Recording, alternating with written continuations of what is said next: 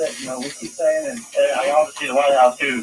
We got the hard part. We still don't have Saddam Hussein, so we got a little bit more to go. Well, based on what we're looking at on this live picture, it looks like Saddam Hussein's statue is going to be toppled pretty quickly here. We can see the Iraqi civilians not only scaling the base of the statue, but wrapping ropes around the figure of Saddam himself. We have seen other Iraqi citizens pull down other statues today. Corporal, is there anything else you'd like to tell us about how different what you're seeing is from what your expectations were? Just like we said, it's a big relief. We still might have a little bit more fighting to go, so we're prepared and we're ready to do our jobs. Corporal Stephen Harris, we're going to get back to you from time to time in the morning because you are literally standing just a couple hundred yards away from the scene that we're watching unfold on television. Bill rejoins us now from Kuwait City. Bill, it looks like it could be a matter of a very short time that this statue of Saddam Hussein will be toppled. I'll tell you, Paul, a little insight here from Kuwait City, our colleagues here with CNN. We have discussed among ourselves for many days now, Christian, as to how long this statue was going to stand, because we have seen this and watched this in videotape and in live images, even though in Basra we saw the statue go down at the end of last week. Marty Savage is back with us, I understand, by way of video phone with the Marines. Marty, you're near the university. Okay, we lost him again. When we get it back, we'll certainly get it to you. By our estimation, he's about 2.5 miles, maybe 3 miles at the most, south of this location that we're looking at here. And Martin is in that firefight, which I can assure you is much worse than what we can hear on television, because the sound of gunfire when it comes over the microphone is very distorted and minimized. But he's probably in, some resistance over there. And 2.5 miles closer in, outside the Palestine, there is at least muted jubilation. There are not that many Iraqis out there, but this is the image, huh? Two people have climbed up that statue and they're figuring out a way to throw that rope around the neck. And how is that going to come down? And I have to say, it reminded me of another time when I was sitting back at home office and watching the fall of communism. You watch the Berlin Wall chip by chip coming down, and then all the statues of the communist leaders, country by country. And it is an energizing specter. And for these people who have been so downtrodden, and I tell you, from being in Baghdad, you cannot overestimate the level of fear and oppression that exists there. I remember people didn't even want to open their mouths. You couldn't take cameras and ask them, any of their views, because they knew they would condemn one way or the other. If they talked to us, they would probably not tell us the truth. If they told us the truth, they would have the minders who they knew were reporting what they said to us. And everybody, the cliche was even the traffic lights have microphones and cameras, and everybody knew that everybody was an informer, that they didn't even know whether their families were safe, who had been brought up, who was in the service of the secret police. And that is the trauma to live under for all these years. And it may explain some of the muted celebrations we've seen so far, because they still haven't seen the body of their oppressor. They still don't know whether he's there or not, and what lurks in the shadows. These are very encouraging signs, and those two guys are up there, and we're just going to wait to see when they get the noose around that neck. Yeah, I think a lot of Americans, as we've watched this war unfold over the last 3 weeks, probably did not realize the extent of the domination of Saddam Hussein. I did not. Just in terms of the statues, the street signs, there's a shopping mall that is named after his birthday, April 28. Saddam Canal runs all the way up and down the Mesopotamia Valley between the Tigris and the Euphrates. It is domination to the core. And again, I mentioned earlier in the week, we saw the statue come down in Basra. Perhaps this one will follow sometime very soon. Corporal Stephen Harris, U.S. Marine Corps, is back with us, and I know you are right near this scene. Describe it to us as best you can. Take off your soldier's hat, put on a reporter's hat. What are you saying? Well, I just see a lot of jubilation right now, especially when we first rolled in. And everybody's just being patient, waiting for this rope to get around Saddam. And that's just showing that, we're taking it to him, and we're going to keep taking it to him as long as we can. As long as he's here, he's not. We're not done, and we're just going to bring violence action to him if we need to. Corporal, how many Iraqis are out there around your area? Do you see many? Well, around the statue itself, about 100, and then there's kind of split up in the area. There's some tanks and stuff like that. I'd say about maybe 500 at the most right now. Another question here from the military: is it just the Marines in the square, or is there the Army there too? Negative. It's just Marines. Now, why would you be in this specific area? Is this considered the eastern part of Baghdad, given the demarcation point, with the Army taking care of the west and the Marines on the east? That's actually, I don't know that one. We were just doing our job coming up the road. We didn't hit a lot of resistance like we thought. We just kept pushing, and we ended up here. Yeah, listen, you started out when on this mission? How many days ago? On the mission specifically to get here, well, we started 3 weeks ago, but yeah, I understand that. And as you go back on your thoughts about where you began in Kuwait, can you tick off the towns? Can you tick off the route for us that takes you to this point in central Baghdad? Well, we went to Al-Basra first, and then through I forgot the name of that town. I can't really say it. Al-Danala or something like that. And then what was that? And now Zaria, and then Al-Qut, and then up to here. Do you ever think you'd be standing in the center of Baghdad? No, that's never did. I thought they would have done it a long time ago, back in the first time when we were here, but now we finished the job. We're going to finish it. We're going to take it to them as much as we can. Corporal, how old are you? I'm 31 years old. You have family? Negative. Just immediate family. Would you like to say anything to them? They count too. Yeah. Hey, thank everybody in Austin, Texas, man. We'll see you as soon as we can, and just hey, we're here, and we're gonna get this thing done.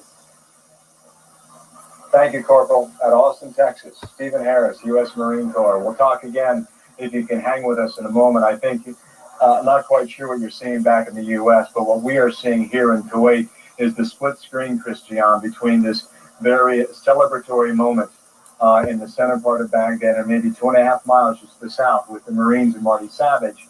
The gunfire continues, and at times it appears to be rather intense. Indeed it does, and we've been listening to him almost all along as we've been watching this scene further into the center.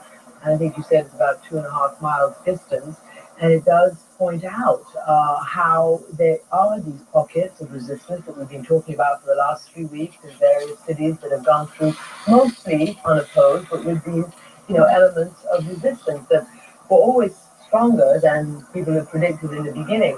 I think people have been surprised by the lack of organized resistance in Baghdad to a great extent, the lack of organized resistance.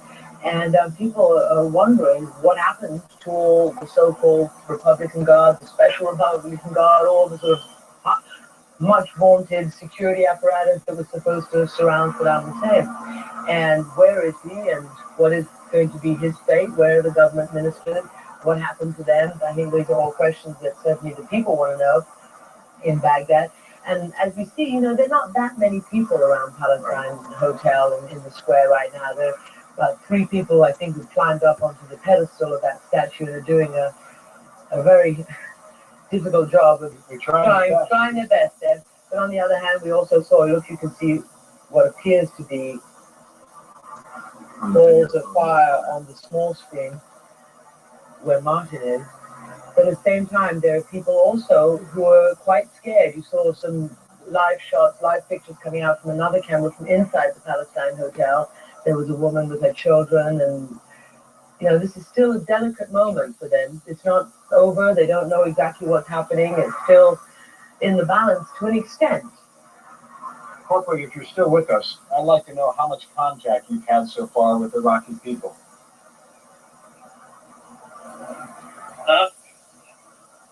Yep, there they go. Yeah. Corporal Harris, you still with us? I can hear your voice on the other end. Can you tell me how much contact you've had in the past 3 weeks with Iraqi people? We've had a lot of contact. We've been to like 5 or 6, actually about 9 different towns, and we had quite a bit of contact between them. Yeah, and the we contact you overpressed, had. we overpressed them What and was the took it. exchange Say like? again. Say again. What was the exchange like? It was, sometimes it was heavy, sometimes it was light, but we just overpressed it with our firepower, and that was it. And, we just, Yeah, but we took it to them. We're going to still take it to them. Yeah, Corporal, I guess what I'm asking for is not from a military perspective, but from a civilian perspective. Well, have you had conversations, have you had interpreters that would take the Arabic into English and vice versa? And knowing that, what were the conversations like? But the Iraqi people are the ones that are fighting. They're welcoming us here. They sit there, they try to give us flowers all the time.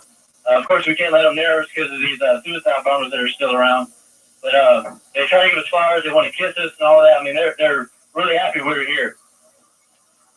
Yeah, and what was the greeting like when you reached the gates of Baghdad? Actually, it was at night, and they really didn't want. There was hardly anybody here. So, and they've been inside their houses mainly until we got to this area right now. All right, Corporal, we continue to watch these pictures here. If the story changes, you're our eyes and ears on the ground. So, listen, keep that telephone to your ear. Well, we'll be back in touch in a moment here. But the images we are watching, and the world for that matter, that are watching right now, is in the center part of Baghdad. And this statue here, erected last April 28th, on which would have been the 65th birthday of Saddam Hussein. Not long for the world now. We watched the ladder go up and watched the rope go up over his head. I don't know how many people are gathered there at the pedestal, how many Iraqis are willing to go ahead and give that thing a tug. But we're about to find out. And if you see a number of cameras in the area, we can explain that one way. The international journalists who have decided, or have been able, we should say more accurately, to stay in Baghdad for this conflict, have been positioned in this square at the Palestine Hotel, and they are there today to watch the U.S. Marines come into this square. And Bill, the big change for these journalists is that they are no longer being blinded by the Iraqis, and by that I mean, as Christiane would know, that they had access to no buildings,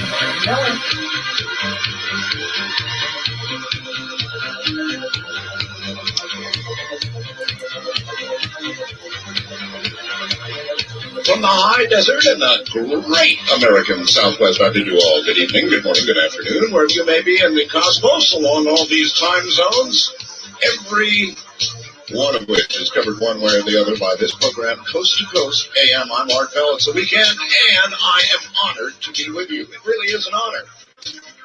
And I've had so much that I've got to kind of get off my chest. Remember, folks, life is not a journey to the grave with the intention of arriving safely in a pretty well-preserved body, but rather to skid in broadside, thoroughly used up, totally worn out, loudly proclaiming, "Wow, what a ride!" It seems to just fit, doesn't it?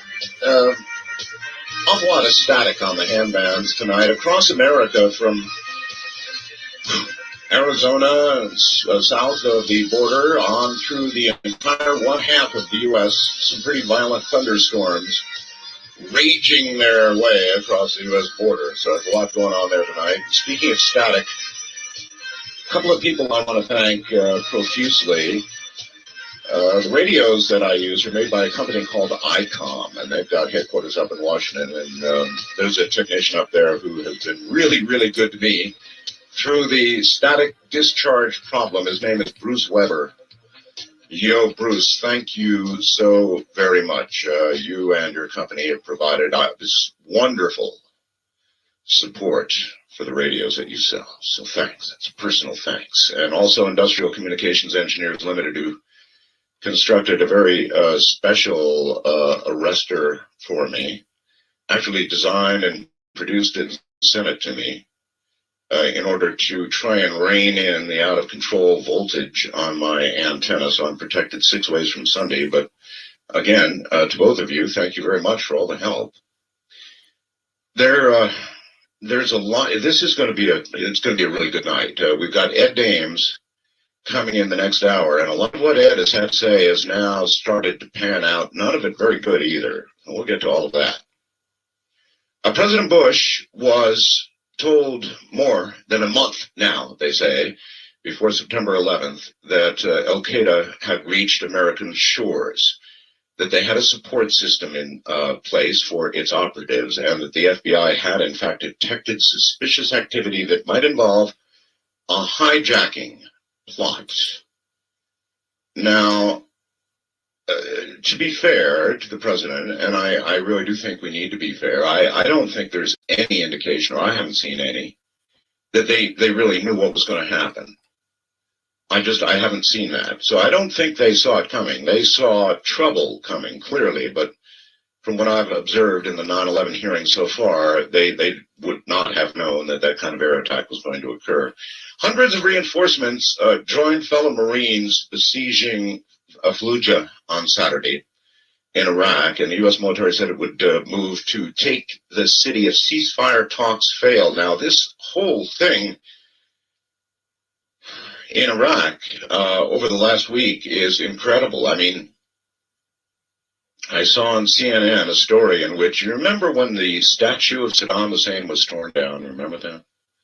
Big press moment and sort of the symbol, you know, of the fall of Saddam Hussein's regime. You know, the big symbol. I mean, that was it, the video symbol. They played it again and again and again.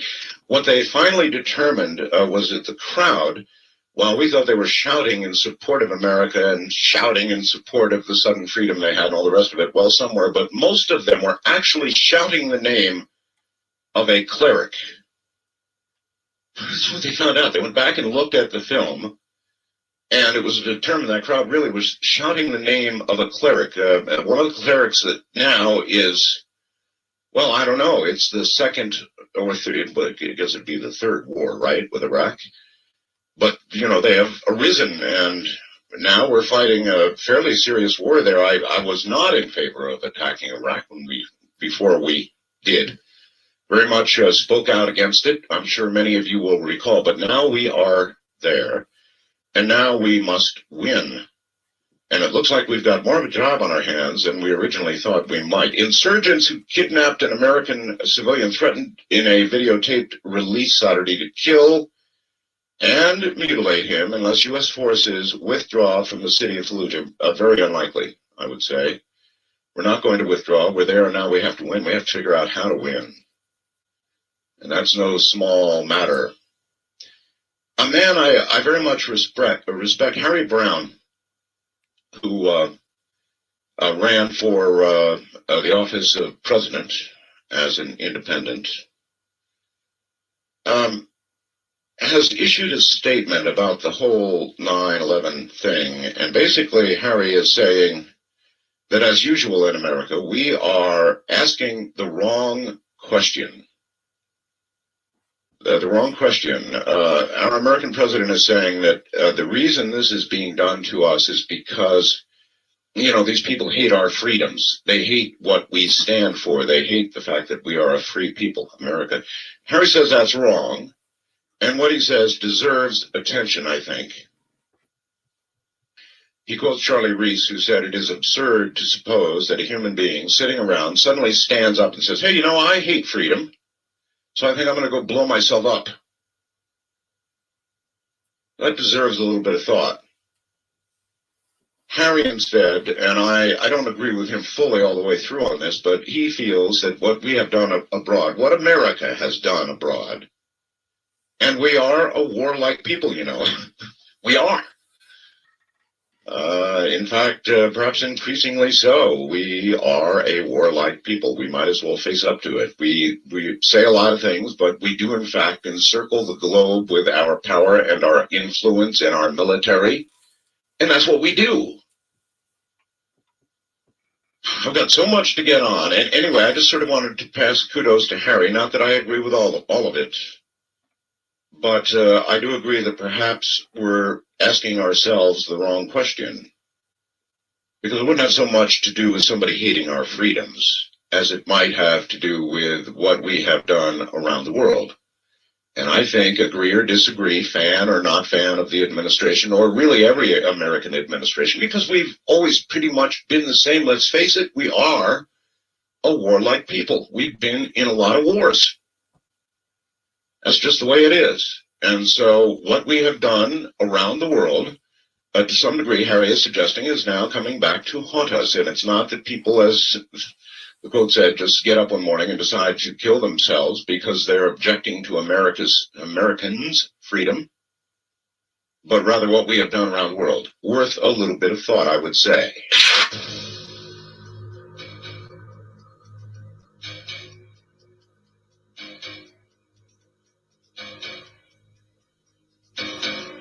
All right. You're going to enjoy this. At least I hope you're going to enjoy it. A major song writer, singer, has not only written but sung a song about this radio program. You're about to hear it. Let me read you this. Last summer, when independent singer-songwriter Sean Hogan was flying home from working on his forthcoming album, he glanced away from the Midwest skies to catch a newspaper headline that read something like "Conspiracy Radio, the New Format." Though he did think it was a little late for the horn blowing, as a talk radio format was nothing really new to Hogan, still, he did share the enthusiasm for the entertaining and late-night debate-oriented radio format. It was a sign, says Hogan, a sign from the sky, in a high-spirited tone. I had always enjoyed late-night drive home from many a gig in the mid-'90s while listening to Art Bell's radio programs. I thought for some time about writing a song about art, or would that be about art in a show? When I got home, I started to think about the mood it created when you listen to his program. You have to admit that anything that makes you think is generally a good thing, and art does that all the time, said Hogan. I wrote the song around the headline, Conspiracy Radio, it's a catchphrase, and in the end I feel it captures the sense you get listening to the dark in his show. When I played the song, my co-producer, I thought it ranked right on up there with some of my best stuff, so it was initially only going to be on the next U.S. album. I decided we ought to put it on the new Canadian album, too. We recorded it, and though it is not entirely finished, it sounds fairly exciting so far. Hogan says, I sent it to Art, and he really likes it. In fact, he's going to air it on his weekend show. That's what I'm going to do. By the way, Sean Hogan won the Roots Artist of the Year award 6 months ago for his recordings in Canada, at the same time that he was having some of his first U.S. success with his debut international release scoring a top 30 American album chart position. So, if you listen carefully to the song I'm about to play, you will hear this program, the one you listen to, Coast to Coast, mentioned repeatedly. You will hear Area 51 mentioned if you listen very carefully. You will hear my name. So here it is. I like it. It's by Sean Hogan. It's kind of country, but it's not exactly folk. I don't know. You determine for yourself. This is it.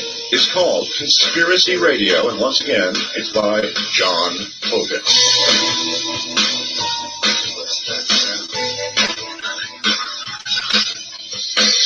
10 after midnight on this stormy satellite sky. I lie awake taking in the cover up talk, can't stop, did I hear that right?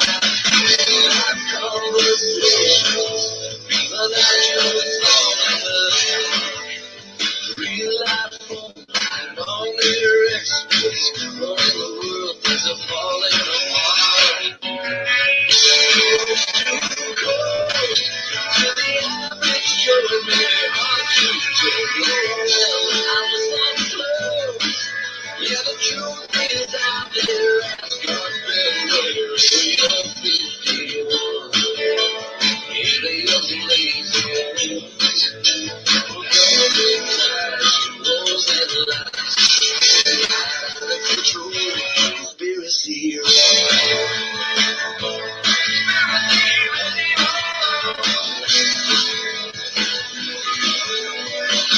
They say how it's just a phase. Don't you worry, these days will end. So hot when it's spread just right, making fools of the public friends. Do you believe?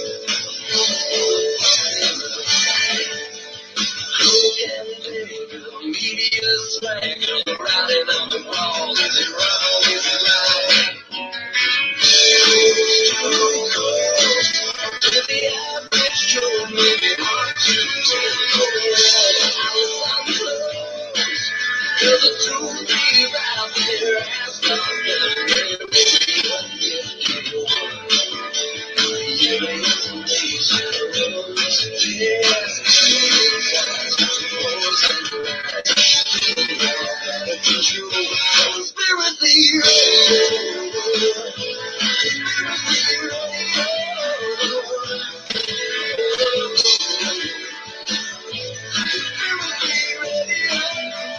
that would be us.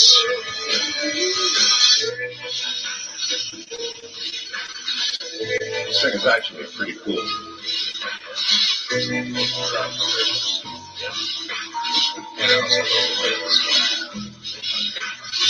I heard it all and took the fall. There's a strange smell in the air. It's the devil you do or the devil you don't. It's you must beware. To the average Joe, baby, I'm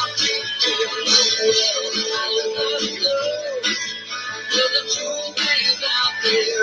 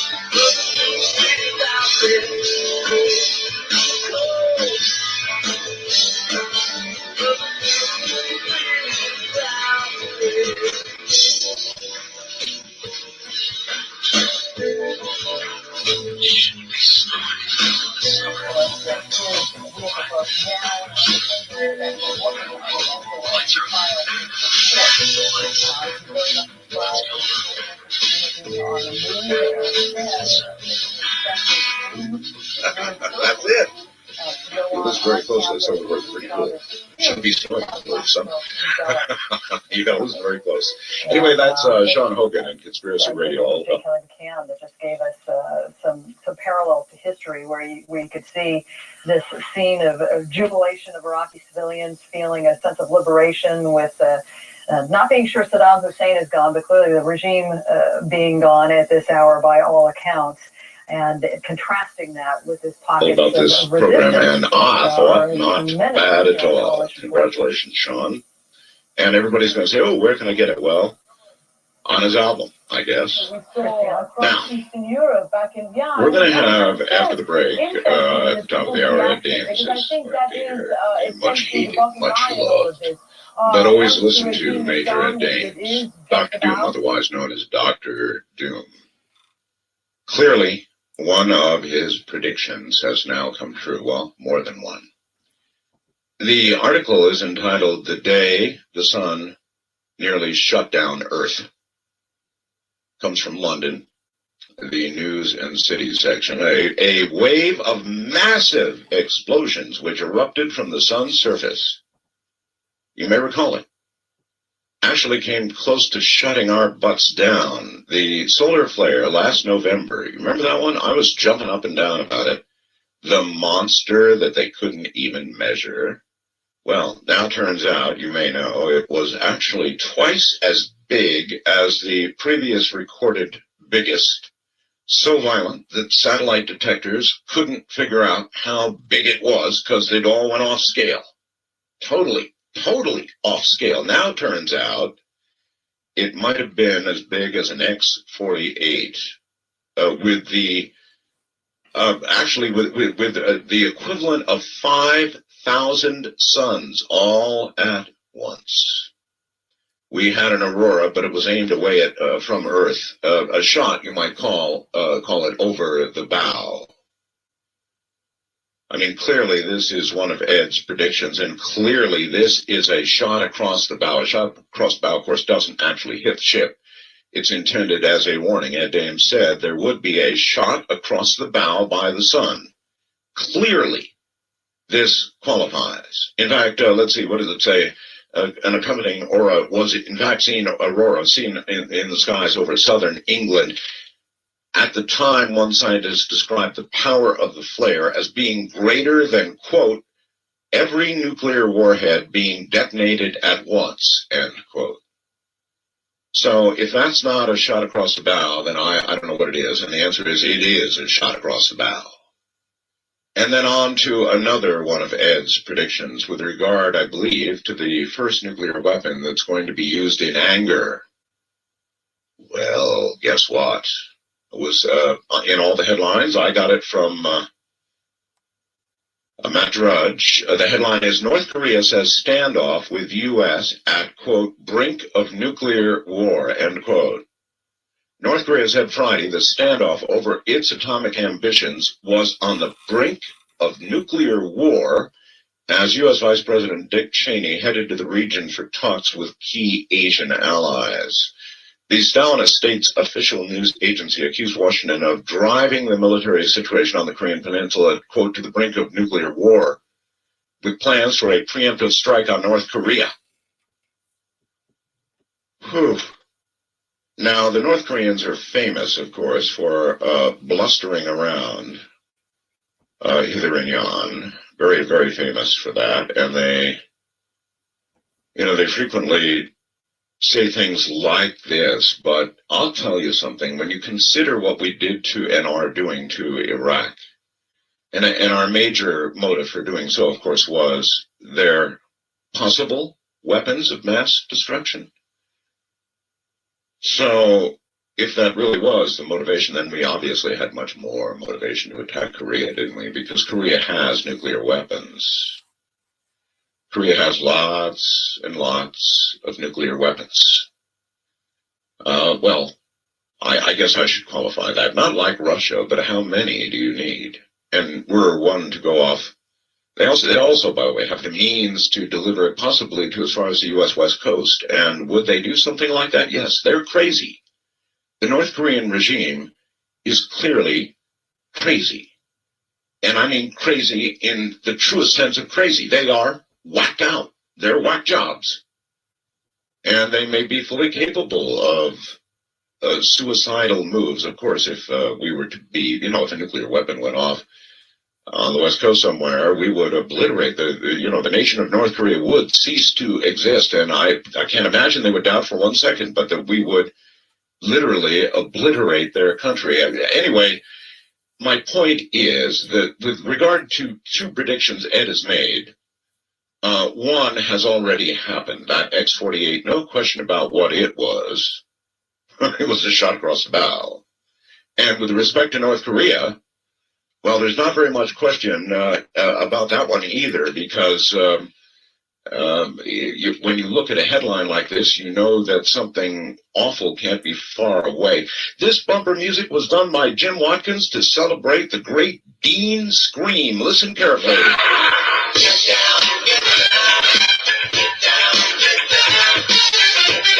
That's right, friend of mine, Jim Watkins, put this together.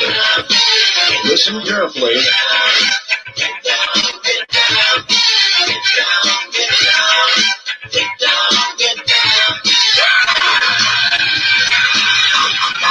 Celebrates it pretty well, huh?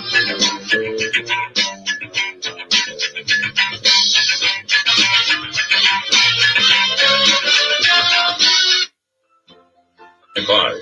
International callers may recharge by calling your in-country Sprint access number, pressing option 5, and dialing toll-free 800-893-0903. From coast to coast and worldwide on the internet, this is Coast to Coast AM with Art Bell. It is. The Associated Press reports the following from Juneau, Alaska. A bird beak deformity first recorded among black-capped chickadees near Anchorage is now being increasingly seen in crows all along southeast Alaska, broadening an already mysterious phenomenon. Black-capped chickadees, northwestern crows, and 27 other species of birds in Alaska have been reported with beaks up to 3 times their normal length. The deformity often strikes mature birds and reduces their ability to feed and preen effectively in many birds. The deformity leads to death. Said Colleen Handel, a wildlife biologist with the U.S. Geological Survey's Alaska Science Center in Anchorage, we don't know what's causing the problem. She's been looking at it now for 5 years, doesn't have the slightest idea what's going on with the birds. Nor do I, but I can tell you this. There's going to be more and more of this. More trouble with the foliage, with animals, with frogs, with other, well, I call them parakeets, like the ones you take into the mine to be sure that, parakeets keel over, right?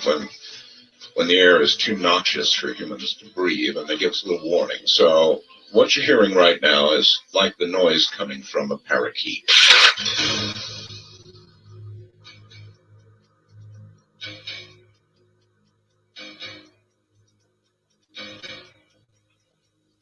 As advertised, let's do it. Open lines. Wildcard line, you are first on the air. Good evening. Morning, something. Hello. Hello. Yes, you're on there. Earlier you were mentioning Harry Brown and oh yes, and us being a warlike people. Yes, Harry, of course, is a libertarian candidate. Was a libertarian candidate for right. president. I'm also a registered libertarian, in case you're curious. Okay. Yes, I'm well aware of that.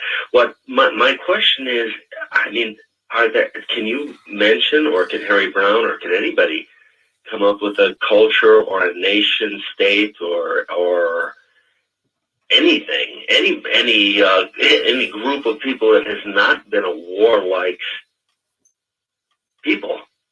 Probably not. And, other than possibly hold it, sir. When I say we're a warlike people, that's not necessarily any knock on us at all. It's just what we are. And the world is a warlike place. Yes. So, I would agree with that. And that being the case, I mean, especially with, in the case of, you mentioned Harry. Let's go to what Harry said, okay? Harry was saying that, our president is saying that these people are doing what they're doing because they hate our freedoms, sort of, right? He actually said that. So, sort of, yeah. Yeah, so I think it's more like Harry said, that it's what we've done around the world, and I'm not rendering some harsh judgment on it. I'm just saying it's a fact. We're warlike people like the rest of it. We're just like the rest of the world. Like the rest of the world. Maybe a little better. Maybe a little better than Russia and China. Well, I don't know. I'm not making a judgment call on it. All I'm simply saying is that the Arabs, they have not been a warlike people. Their religion is not a warlike people. And wait a minute now. Whoa. How does someone respond? The Arabs have been a warlike people, too. I mean, come on. Where are you coming from? Look at your recent history in the Middle East. What do you mean they're not warlike? I didn't say they weren't warlike. I said they are warlike. Oh, they are warlike. I'm sorry. I thought you said they weren't. No. So I'm saying that we are responding in kind. Yeah. Look, I've got no argument with you, and I don't think in the end you've got one with me either. I think we pretty much agree. Well, that could be the case. Yeah, you might be very right. I think that. Thank you very much for the call. I think people take statements like that as, man, that's anti-American. No, it isn't. It's an observation of what I consider to be just a fact. We are a warlike people. We're maybe a little better on balance than the communists were in Russia, and the communists are in China, and some others, but in the end, we're still warlike, and we do warlike things. So, if you get away from our own propaganda, and Americans are propagandized like every other nation on the face of the earth, then our acts don't look all that different. It's a warlike world. We're just real good at it. In fact, we can make bombs that go right through windows. You know, I mean, you pick the window pane you want it to go through, and you can put that 1,000-pounder dead on through. We're pretty good at it. East of the Rockies, you're on the air, huh? Hello? Yes, Yes, sir. On the air you are. east of the Rockies. Yeah, That's okay. fine. Remember, I got three things. Oh. One, I'm a veteran combat medic from Nam. Well, hey, brother. And, yeah. And the thing is, the other day I heard our Secretary of State refer to this cleric as Mahdi. Mm. Now, there's another pronunciation for that, and it's called Mufti. Mm. Now, the thing is another great general went up against the Mahdi. His name was Gordon of Khartoum. Mm-hmm. And the problem is that this cleric is considered by Muslims to be the Mahdi. Mm-hmm. We got a lot bigger problems than we think we do. It's not just Iraq. Oh, we have very large Now, problems. above all of it, Yeah. our troops are there. We'll settle how they got there later. Yeah, I'm with you. It's now a You done. know, we got it's a done deal. Quintilius Varus in the White House. You can look that one up. Yeah. Well, anyway, he's the one that lost in the German forest. And, yeah, but anyway, sir. The fact is, we're there. So what now? oh yeah, So what now? we got to get the job done somehow. What do you think needs to be done? A lot of psyops, psychological operations. I think so. The Moro rebellion in the Philippines.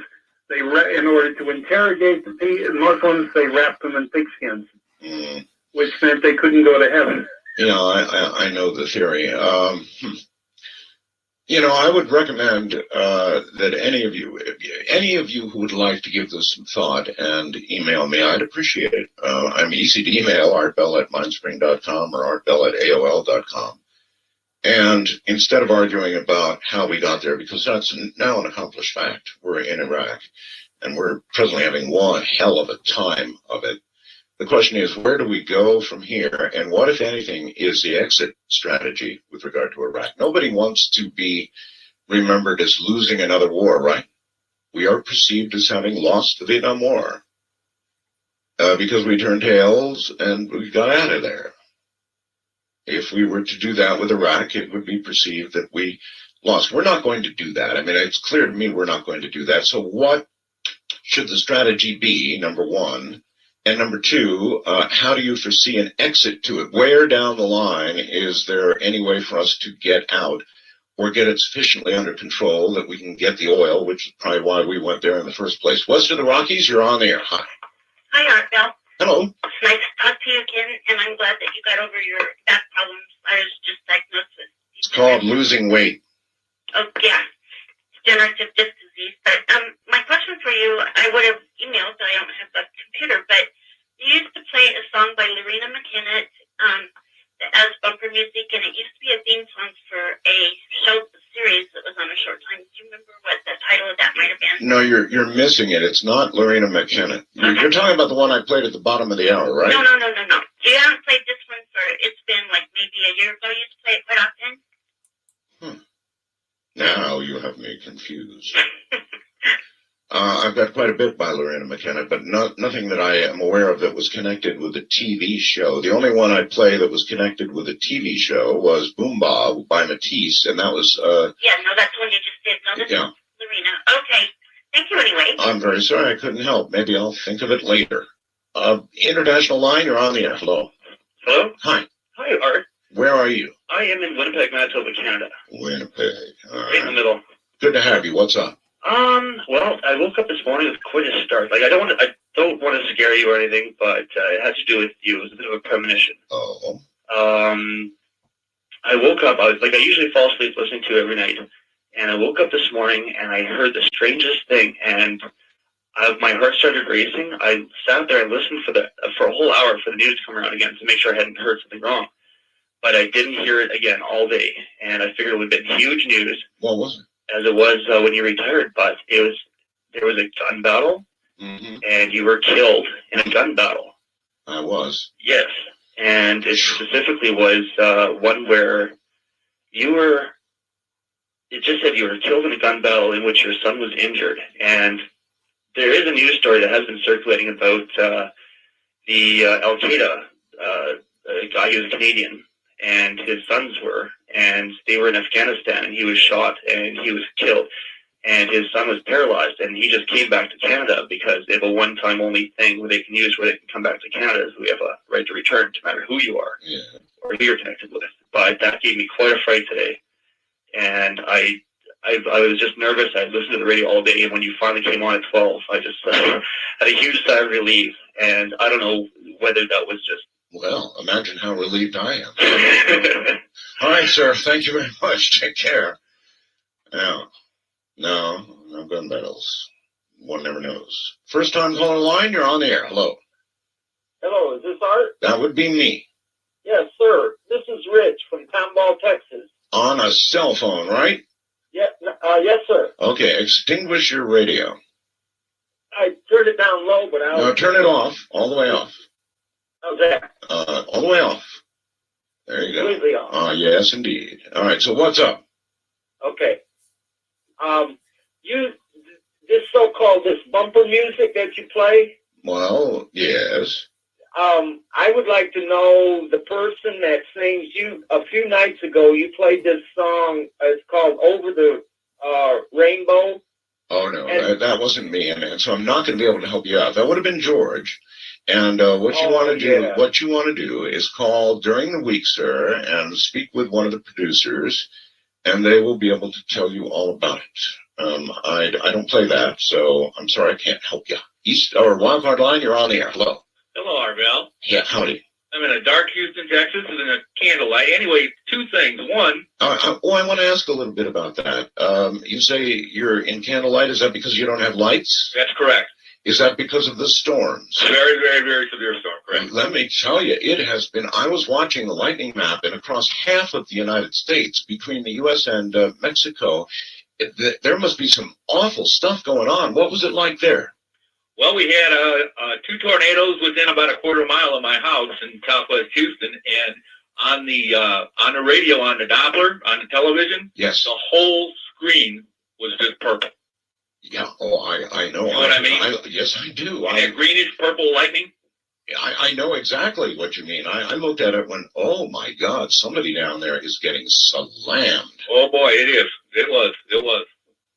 Well, one thing on the methane that they were talking about on Mars. Yes. What's kind of interesting to me is being down here in the Gulf Coast, we pay a lot of attention to what goes on in the drilling and going on out there in the Gulf.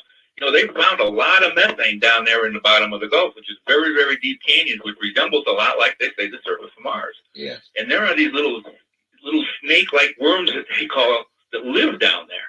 Right. Well, that's where and they're in water. The methane, sir, comes from life.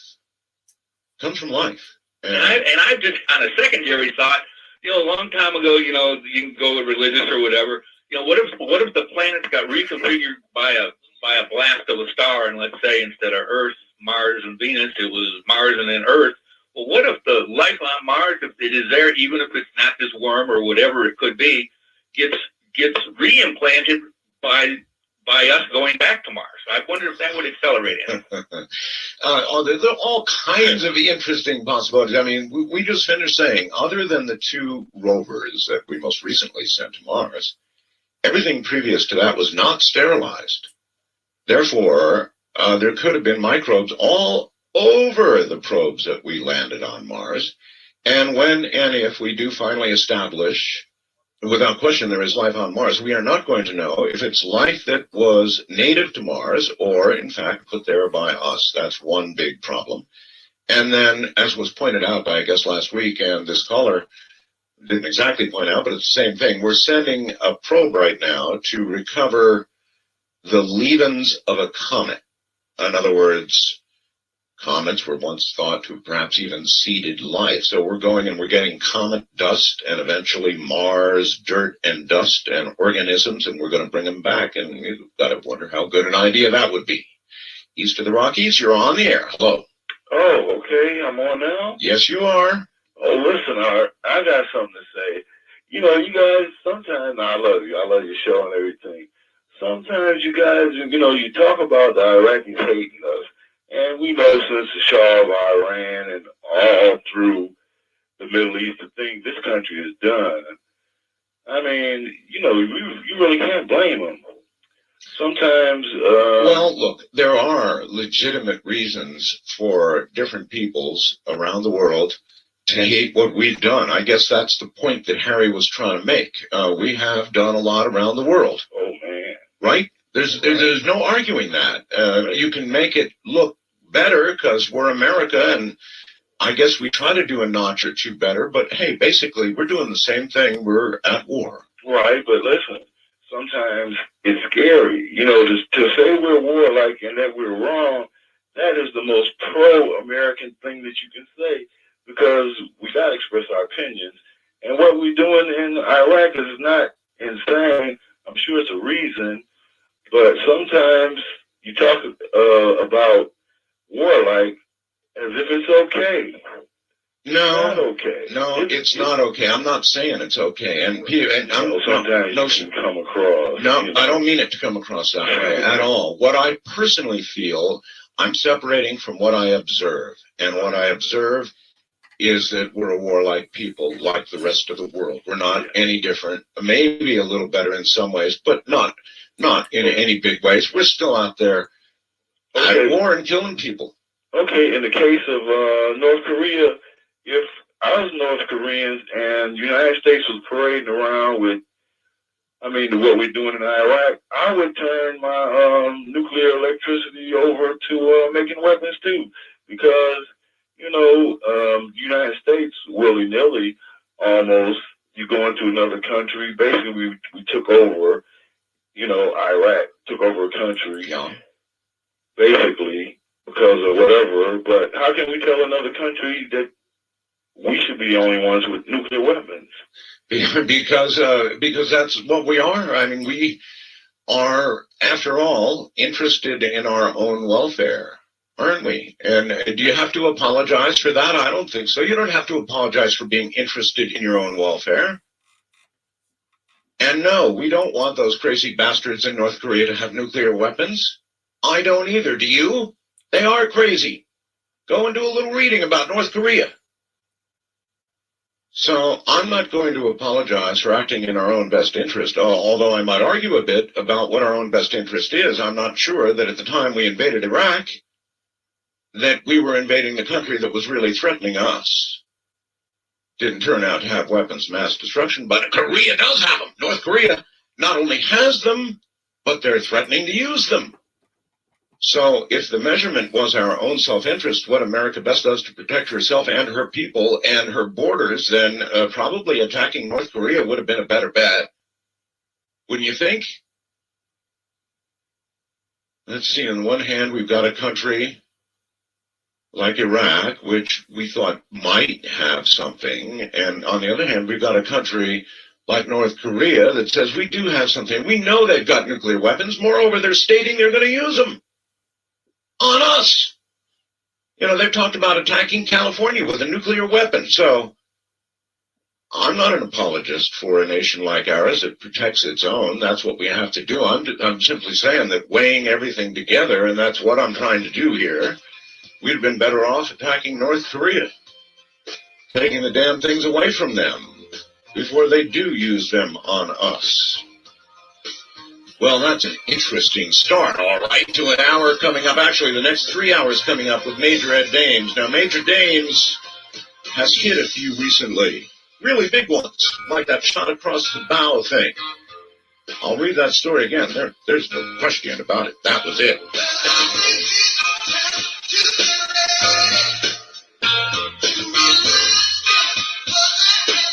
Get it in writing with the After Dark newsletter. Subscribe by calling 1-888-727-5505.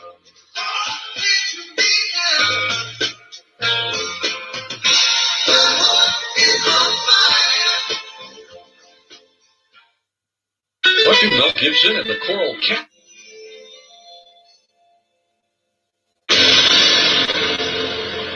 Be it sight, sound, smell, touch, there's something inside that we need so much.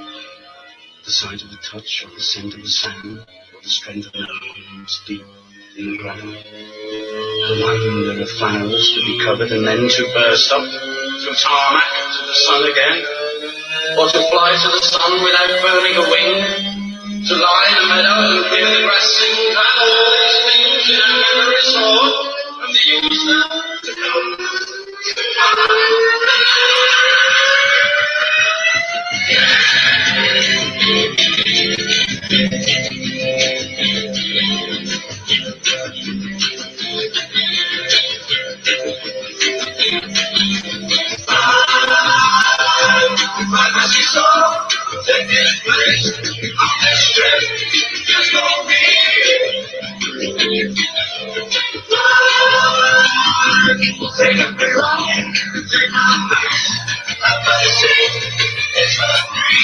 Wanna take a ride?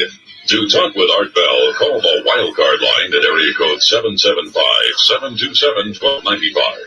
The first-time caller line is area code 775-727-1222. To talk with Art Bell from east to the Rockies, call toll-free 800-825-5033. From west to the Rockies, call 800-618-8255. International callers may reach Art by calling your in-country Sprint access number, pressing option 5, and dialing toll-free 800-893-0903.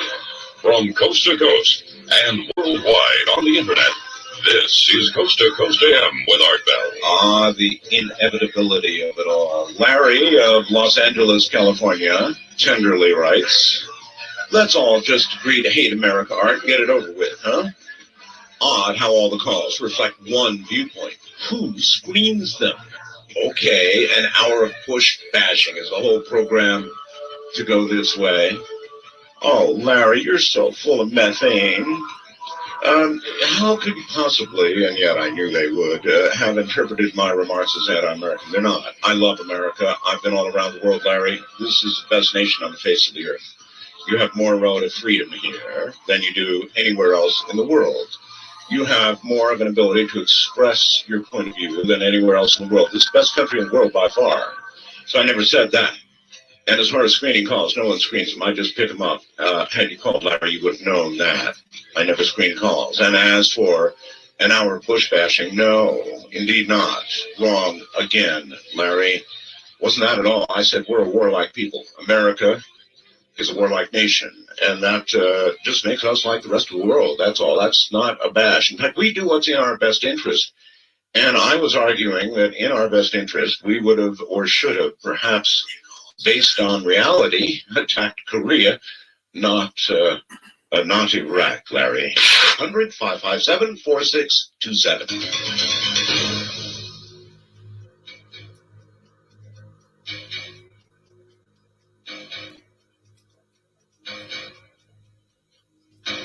There is nobody that comes on this program more loved and hated than Major Ed Dames.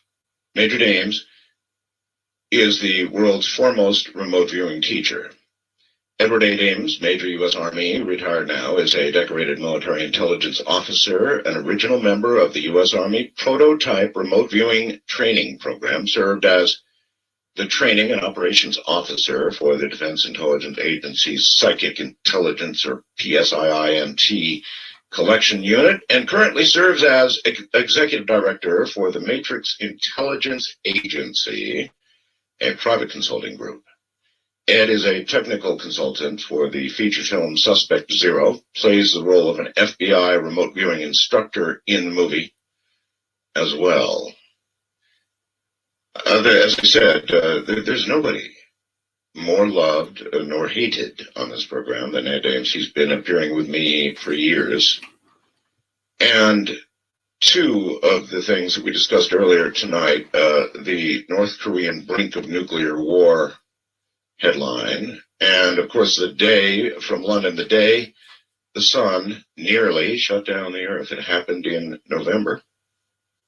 And we now have learned that it was the biggest spit of the sun, of our sun, in all measurement, in all the time, short as that may be cosmically, that we've been even measuring what the sun does. And it definitely qualifies as what Major Ed Ames called the shot across the bow that we could expect before the kill shot. There can't be any argument about it. I read you this entire article, the magnitude of what the sun did. It was the shot across the bow, was it not, Ed? Correct. Ed, you're in Hawaii right now, aren't you? I'm home in Maui at the moment, although your Canadian listeners will be happy to hear that I'm teaching my first workshop in Edmonton soon. Oh, really? And it'll be our first there. I've got one in Maui next month, too, and that's my first in the islands here at home. Usually I teach away from home. Yes. Why did you move to Hawaii, Ed? Beauty and peace. I came from a very violent background, so I was attracted to the peacefulness of the islands, and I've always loved the ocean. So as much as you probably love the desert. It's very peaceful in Hawaii. That's quite true. In Maui, oh my God, there's some beautiful parts of Maui. You can take some drives on Maui that almost are prehistoric in nature. I mean, the plants and flowers that you see are just beyond all belief as you drive up. I spent some time there, Ed, as you know. I just literally almost bumped into the California governor yesterday morning as I was taking off my dive gear. Really? Mm-hmm.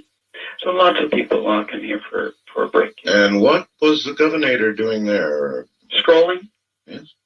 All right. Well, look, I just, in the first hour of the program, that I know you didn't hear because our time for the program is offset there in Hawaii, I spent a lot of time talking about several things. Of course, the current war situation, but also the day the sun nearly shut down Earth. Clearly, the shot across the bow. I guess, this is kind of reverse of the way we normally do things. Remote viewing, I mean, most of my audience is, by now they know what remote viewing is, but I suppose we have this responsibility. A remote viewer is a trained, disciplined psychic, really. I think that's what we do is we turn that innate ability that we all really have into a skill. That didn't come easy. It came at a price of about 2 decades and $20 million worth of research to find out how to do that accurately, how to turn one's unconscious attention to any idea whatsoever, lock onto it, and to produce information about that idea, whether it's a person, place, thing, or event, accurate information. Now, the things that we're talking about mostly tonight are predictive intelligence. Very valuable to military intelligence. But when I retired, I turned my attention towards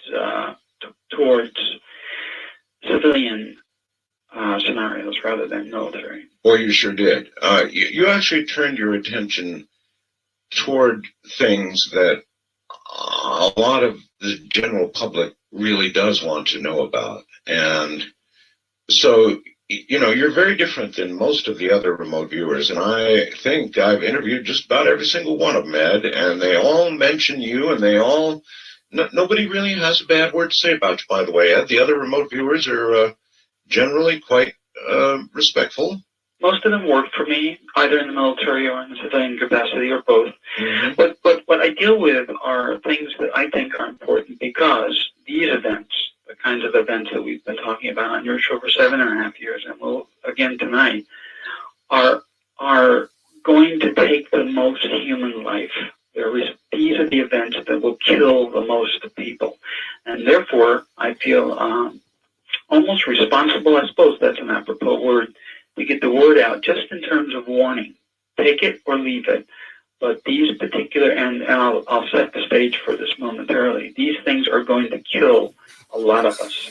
And so I think the ignorance is not bliss in terms of indicators and warnings. For some people it is. Now, for some people it is, Ed. Ignorance is bliss. And I'll tell you something right now. Those of you who are scared and made ill at ease by very serious predictions, some pretty doom and gloomy, you really should turn off your radios. Because, Ed, some people are much more blissful if they don't know, and they don't want to know, and I understand that. There are some things even I don't want to know, and I suspect some you don't want to know. I've asked you a couple times, have you ever remote viewed the manner of your own death? And I think I recall that you chose not to. Correct. I'm not really interested in that. Well, I wouldn't want to know about mine either. There's a lot of people who don't want to know that the sun could kill us and may kill us, and that you've actually seen this event. Now, most people poo-pooed it when you first said it, but you talked about a shot across the bow. Well, is there any question at all? I don't think so. You could call this a shot across the bow, and you'd be technically correct. I mean, that's what it was. It was a shot. So now everybody's going to want to know, me included, Ed, now that the shot across the bow has occurred, can you use that as a marker to see how far the so-called kill shot is away? The answer is no to that question. My team and I have derived the answer to the question pretty much, but not. It's another question. Yes, we know what to look for now, but it took a lot of work, and that's why I'm on the show tonight. I want to tell your listeners what this harbinger is. When you see this, duck and cover, and I'll get into the details later. Do you remember years ago when I said the jet stream will drop down to the deck? And it did. Yeah. Okay, and if you remember, after about a year later, I said the mother of all tornadoes. Yes. Is going to happen. A week later, an F5 pops up, which is unprecedented. Yes. Yes. Okay, and then the shot across the bow in October of last year, I said the sun is about to go on a rampage, and in November 4th, that was the X-45. Okay. Yeah, there's no argument about any of this. This really is all true. And I'm glad you're saying it, Ed, because when you come on, I inevitably get a lot of emails and the angry people who, well, I've been keeping track, and Ed missed this and this and this and this. You have missed some. The big ones are the easiest ones, Art. They're so easy because an unconscious as your best friend is going to look right at that and say, you need to know this. Well, you've also hit a lot. I mean, you don't predict some of these things. They're not even likely. It's not like calling a 50-50 shot. You're saying, look, the sun is going to fire this gigantic shot across the bow. Well, that's not an easily predictable thing. And boom, there it is. So, the audience can judge for themselves. You've hit a lot. You've missed some. But in my estimation, these things are 1 in a million. Shot across the bow, 1 in a million. Well, they're unprecedented, Art. What we're going to see, I think, they're unprecedented. It's exactly. Very much like your book, The Coming Global Superstorm. Yes. There's no precedent in history for what's coming. I'll talk more about that. I don't think there's any precedent in history for what's going on right now, Ed. One more thing. Now, this is not a geophysical event, but I've been saying it for 7 years. The next use of on the battlefield of a nuclear weapon will be on the Korean Peninsula. Yeah. Okay. Now, I'm not saying a nuclear slugfest. I'm saying that the North Koreans have emplaced a nuclear weapon and will detonate it when hostilities start on the ground, and that short war will end very, very quickly without a slugfest. Okay. But that event is going to be eclipsed by this grand catastrophe that I've talked about, that I've been trying to get my teeth into for a long, long time, even before I did your show. Well, all right, but stop. Before we get to that, let's stick with Korea for just a moment, Ed. Mm-hmm. If the North Koreans were to detonate a nuclear weapon in South Korea, I'm saying no, on the North Korean Peninsula. On the North Korean, on North Korea's territory? Yes. The thing is in place. Once ground hostilities start, nothing that moves in North Korea is everything that moves. Every moving target indicator is going to be shot up by the United States. So they can't afford to take the family jewels and put it on a truck or a missile or anything else like that. They're going to lose it. And so what they've done is taken at least one weapon and in place it. Think of a mine, a nuclear mine. They've placed it on the North Korean Peninsula, not far north of the DMZ, so that if we attack or counterattack, once, let's say, the 2nd Infantry Division is in position, that weapon will be detonated right there. Well, like a mine. Well, here's what I think, Ed. It seems to me that if North Korea used a nuclear weapon against our troops or our country, they threatened to let one fly into California or whatever, we would obliterate that nation. No, we wouldn't, Art. I think we would, Ed. Why would we not? Too many civilians, too many innocent people. Most of the combatants, we'll have no problem obliterating. That's what they signed up to do: become obliterated and obliterate in turn. But the world is going to stop this war really quickly. When we escalate to a nuclear war, the pressure from the rest of the world to stop this thing now will be so great. It will stop. We might get one in, Art, and the North Koreans might get one more in. And yes, there'll be a lot of devastation. But that cloud is going to drift over to China. Well, I mean, the peninsula is connected. Right, China. Of course. Yes. There will be so much pressure to stop it. It will stop immediately. Yes, a lot of loss of life. Recently, I put a link up on the website. I don't know if you happened to catch it. It was a tour through Chernobyl by this young lady.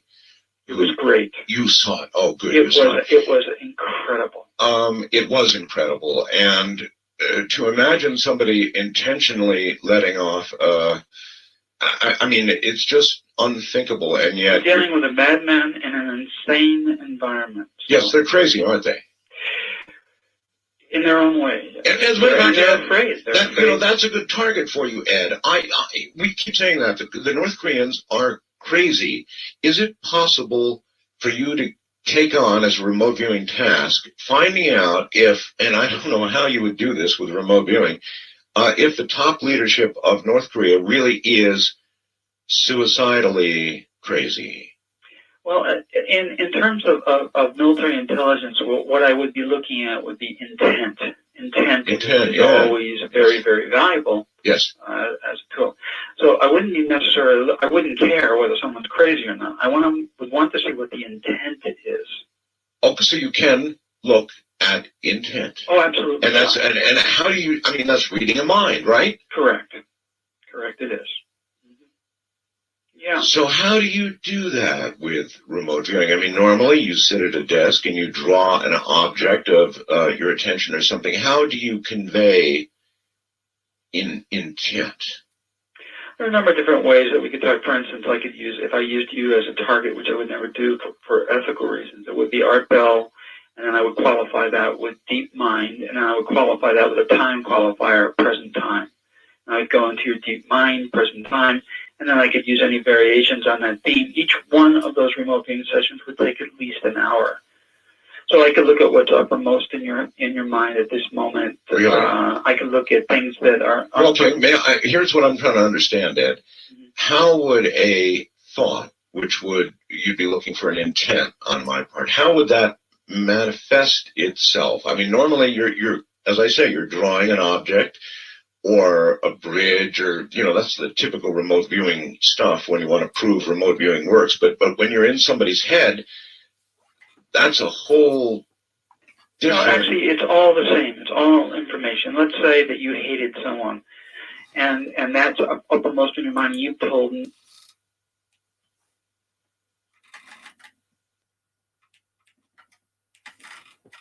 scramble on to figure out how to establish security in the city, to try and prevent lawlessness, to bring some civil order to the Capitol in case some of these celebrations go on, in case some of them get out of hand. There were the pictures of looting earlier today. The U.S. military wants to do everything it can, we are told, to bring as much order to the process as possible, but not become a visual occupation force on the streets of Baghdad. So all of this unfolding before our eyes. And Barbara, what is the Pentagon saying about some of what Martin Savage described just 2 miles away from the scene that we're watching right now on TV, where he encountered heavy fire? He called it an all-out engagement on the campus of Baghdad University. This is the Pentagon and the military's biggest concern at the moment. They know there are pockets of resistance that continue throughout the city, throughout Iraq, especially in the north. They don't know when and where they're going to come across them. What's really interesting today, as you notice, we haven't seen any aerial action over Baghdad. No bombs dropping from the air because there's so many civilians in the street. They are continuing to maintain air patrols, fighter patrols over Baghdad. And we asked about this, if they could identify a pocket of resistance, such as Baghdad University, and they were fairly sure that they wouldn't inadvertently kill civilians, they would continue some sort of aerial action, aerial attack against these pockets of resistance, but they're becoming so small, so spread out throughout Baghdad, it's going to be very tough, and they're going to have to be tracked down on the ground. The pockets of resistance are a concern, and the other concern that we're hearing about this morning is indeed in the north. They feel that there is still substantial resistance in the town of Tikrit in the north, the ancestral homeland of Saddam Hussein, and they think that is still a situation they are going to have to deal with. Paula? And then let's just come back to these sensitivities that the Pentagon brass had about the showing of that American flag ever so briefly on the top of Saddam Hussein's head. It now appears as though the pre-Gulf War Iraqi flag has come down. Once again, just for folks that might not have caught the first part of your explanation, talk about this concern about the perception that coalition forces are occupiers. At least that is the perception on some Iraqis' part, and they want to fight that perception. Exactly, Paula. What the Pentagon knows, what the U.S. military knows, is these pictures are being broadcast throughout the Arab world. They are being seen in the Arab world, and they are not being seen kindly because, of course, there are many sectors of the Arab world that genuinely believe that the U.S. military action in Iraq was not about liberation, but about occupation. There are many people in the Arab world that believe it was about the U.S. military, for example, taking over Iraq's oil industry, all of that. The Pentagon has worked very hard to try and not show those images. Paula?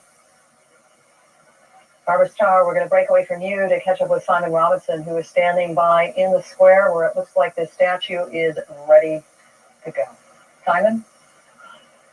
The Marines have attached a chain around the neck of Saddam, and they're now reversing this large tank away from the statue, and looks like it's about to go, as you said. When the American flag went up, there were no boos, but not many cheers either. And then the pre-Kuwait War, pre-Gulf War Iraqi flag was brought out, and there were cheers, a lot of clapping, cries. Of course, the Iraqi flag changed after the Gulf War. Saddam added a religious message in the middle of the flag, and the flag that was put up there was the old Iraqi flag, the flag, I guess, that older Iraqis remember from the days before Saddam. This tank now is reversing through a crowd of a few hundred people, perhaps 1,000 people, reversing away from the statue. I'm not sure how far back it has to get before the statue will start toppling. It's late afternoon in Iraq. Next to, on the other side of the square, I can see there's a large mosque, there's a large hotel behind me, and all around Iraqi families out watching this momentous day in Baghdad's annexing history. Simon, as we watch this, I wanted to ask you a question about whether you were aware of any kind of command that went out to these Marines to bring that American flag down, because there is so much sensitivity about perhaps this being seen as a sign of occupation, not liberation. I'm not sure in this instance, but I do know that through the campaign, Marines have been told to take flags off vehicles. They weren't allowed to fly the flags from tanks or armored personnel carriers or anything like that. That was definitely a directive. And I know in the case of the battalion that I was traveling with, the colonel often made a point of telling his troops, if you score a try, if you score a touchdown in a football match, just act as if you've done it before. Walk back to the halfway line and get ready for the next play. There's not to be any cheering. There's no sense of triumphalism. He often tells his troops, act as if you've been to the barbecue before. Don't act as if it's your first barbecue. In other words, don't get too excited. Just act as if there's something you've done before, even if you happen to be 19 years old and perhaps on your first overseas trip, which is to Iraq. So there's definitely been directives from above not to be too triumphal about this whole thing. So you were saying when the American flag went up for that very short period of time, there were no boos, but there was no cheering either. But it wasn't until the Iraqi flag was wrapped around the neck of Saddam that there was real cheering going on. Exactly. And they're now tightening. The statue's starting to topple. It's coming forward. They're winding in the chain. They're not moving the vehicle back. They're just bringing it in rather like a tow truck. In fact, the right leg is snapped. The left leg is going. There's pieces of debris coming off the statue, and now it falls. A cheer goes around the square. People are waving their hands, and the statue, the hollow statue of Saddam, is left dangling from this marble flint. People now throwing objects at it, throwing rocks and pieces of wood. They can throw dirt up into his face. Does it look like that tow truck vehicle will try to move back so the Saddam is not left in this dangling position? Will be taken to the ground? It is moving very slightly, and they're again tightening that. It's almost they will seemingly pull it off the pedestal completely. They're clearing people away, and now it's come off completely and falls to the ground.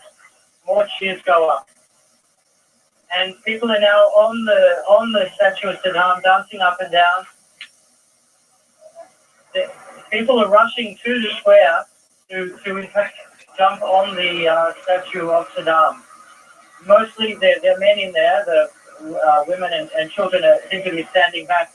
I see families though getting closer. Someone holding a child up to see the scene. And people are bouncing up and down on this hollow statue of Saddam. Simon, if you would, could you hold your phone away from your mouth and maybe we can hear some of the ambient sound coming from the crowd? I will. I'll walk closer to the scene and I'll hold the phone up.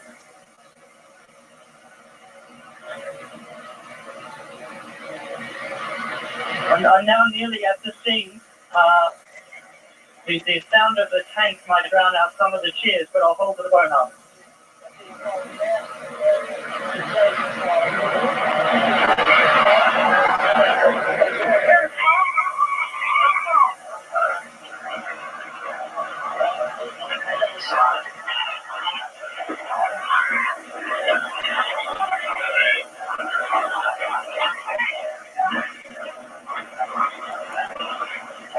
No one. Yes. So what I would find when I remote view you in this hypothetical situation would be after I gain access to you, which would take about 20 minutes, standard protocol speeches and workshops. Then I would start sketching perhaps a rifle and crosshairs and a scope, looking at a person. That would be a sketch. I would describe the person, the rifle, and things like that. And then I would turn my attention to this tangential figure, this person, let's say, and find out who that is. And then I could go back into your head, allegorically speaking, and find out why you hated this person, those kinds of things, and put the whole picture together. Well, that's fascinating. But that does not mean, Art, that you would act on the information. So I may be just wasting my time because yes, I find out that you hate this person, you'd like to shoot them, but you never will. So I wasted my time.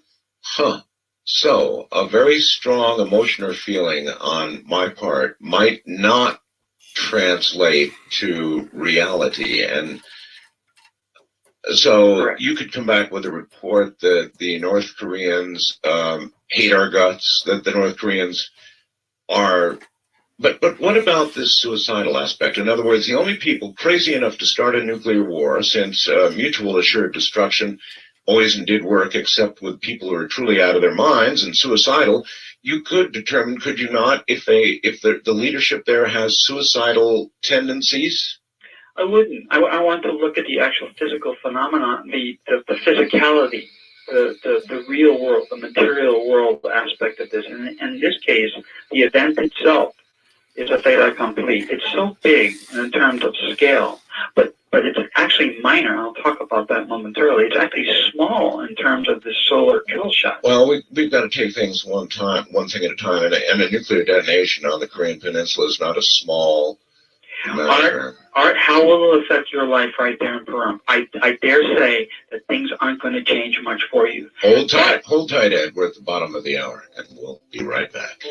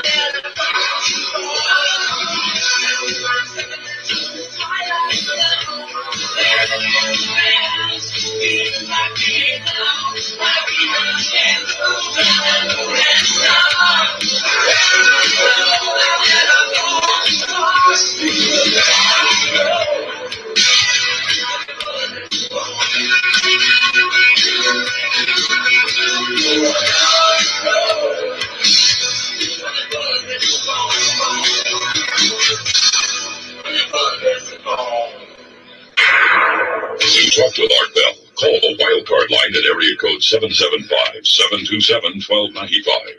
The first-time caller line is area code 775-727-1222. To talk with Art Bell from east of the Rockies, call toll-free at 800-825-5033. From west of the Rockies, call Art at 800-618-8255. International callers may reach Art Bell by calling your in-country Sprint access number, pressing option 5, and dialing toll-free 800-893-0903. From coast to coast and worldwide on the internet, this is Coast to Coast AM with Art Bell. And this is seriously disturbing stuff. So be warned. If you're easily disturbed, and a lot of people are out there, you turn this off. I mean that. This is really disturbing stuff, and you've got to, I don't know, you've got to take it or leave it or digest it, or maybe it'll make you think, which is good, but whatever. It's pretty disturbing, so be warned.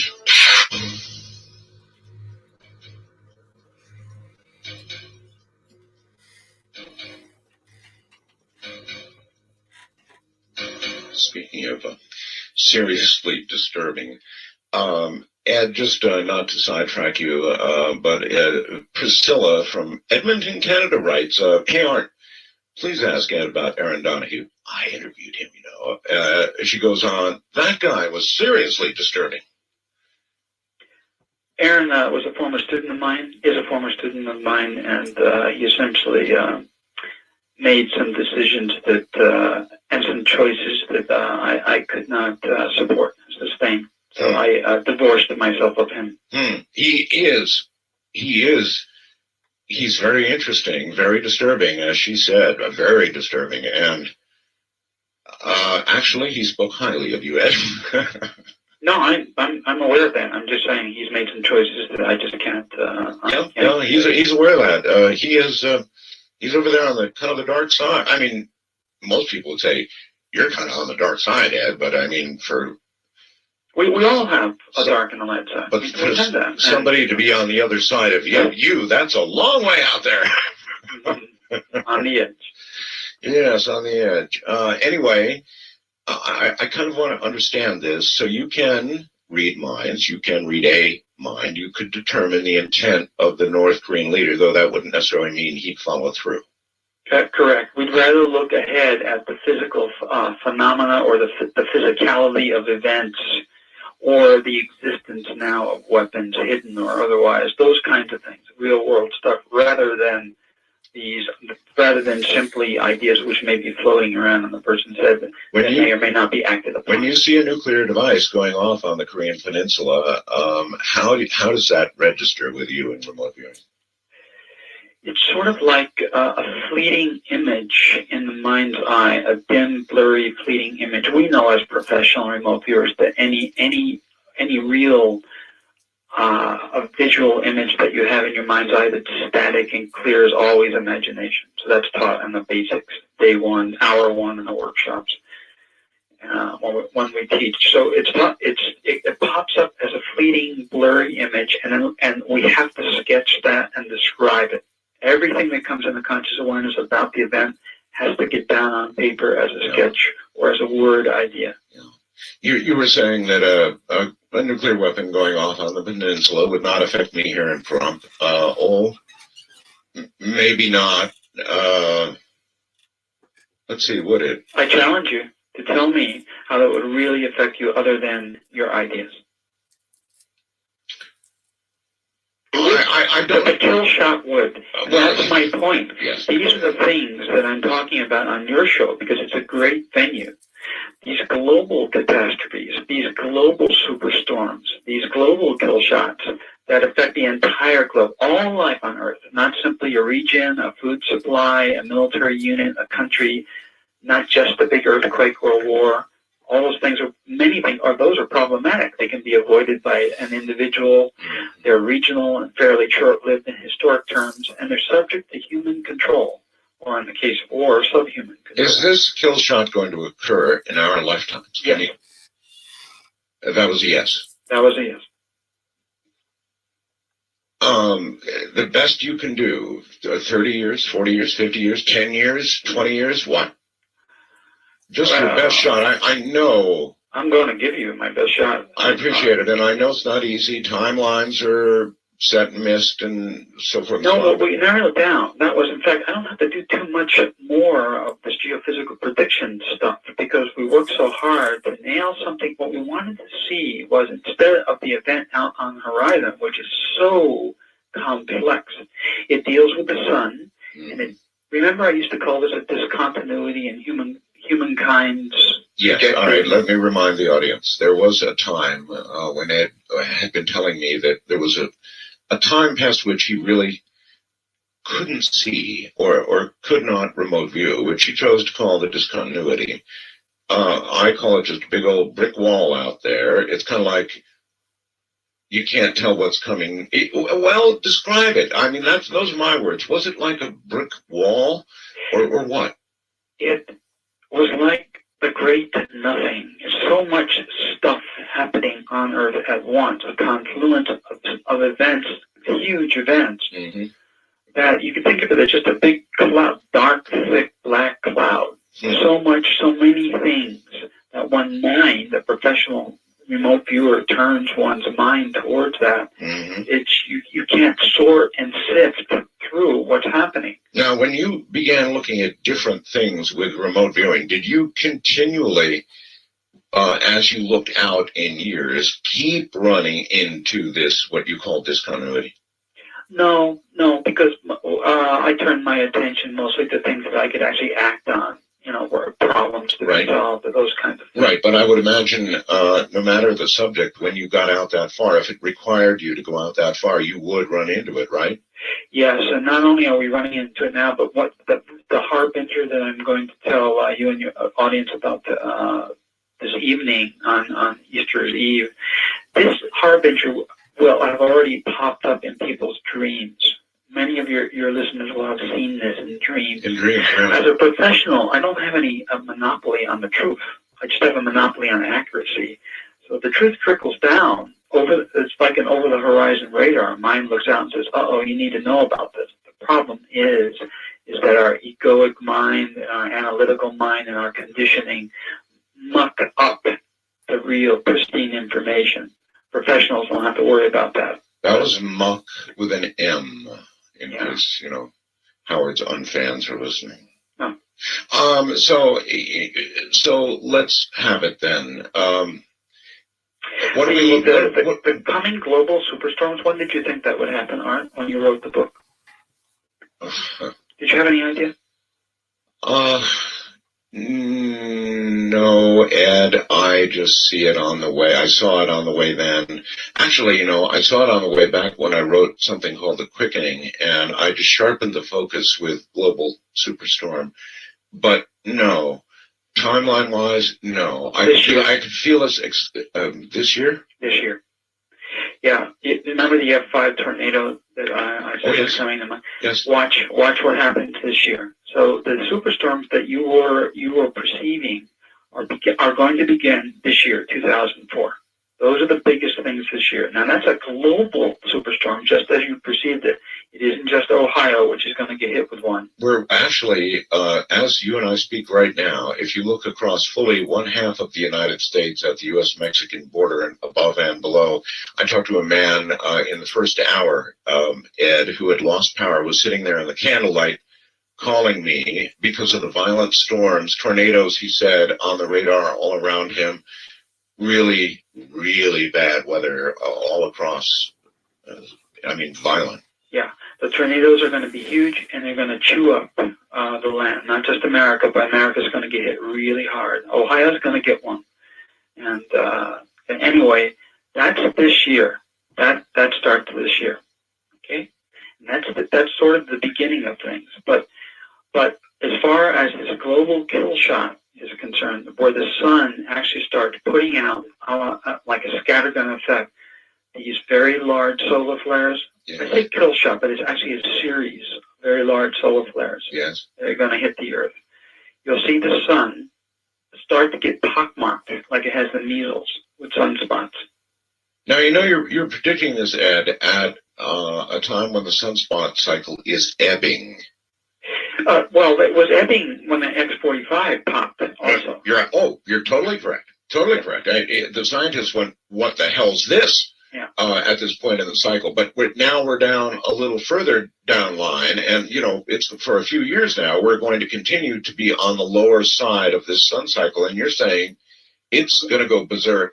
The sun is in another. The sun is the end of a very long cycle. The epiphenomena that you see, these 11-year cycles and 21-year cycles, those are just small little epiphenomena in a very large cycle, which is probably about 11,500 to 12,000 years.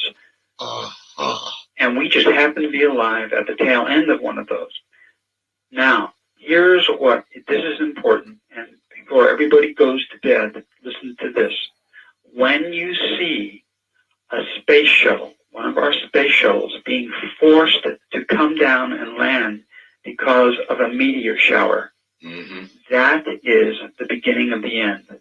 That's the harbinger. Immediately after that will begin some drastic geophysical changes in the Earth, eventually resulting in a wobble and possibly an entire pole shift. A wobble will cause waves as high as 2,000 feet. Now, the space shuttles are grounded until 2005. So we're not going to see this until at least 2005.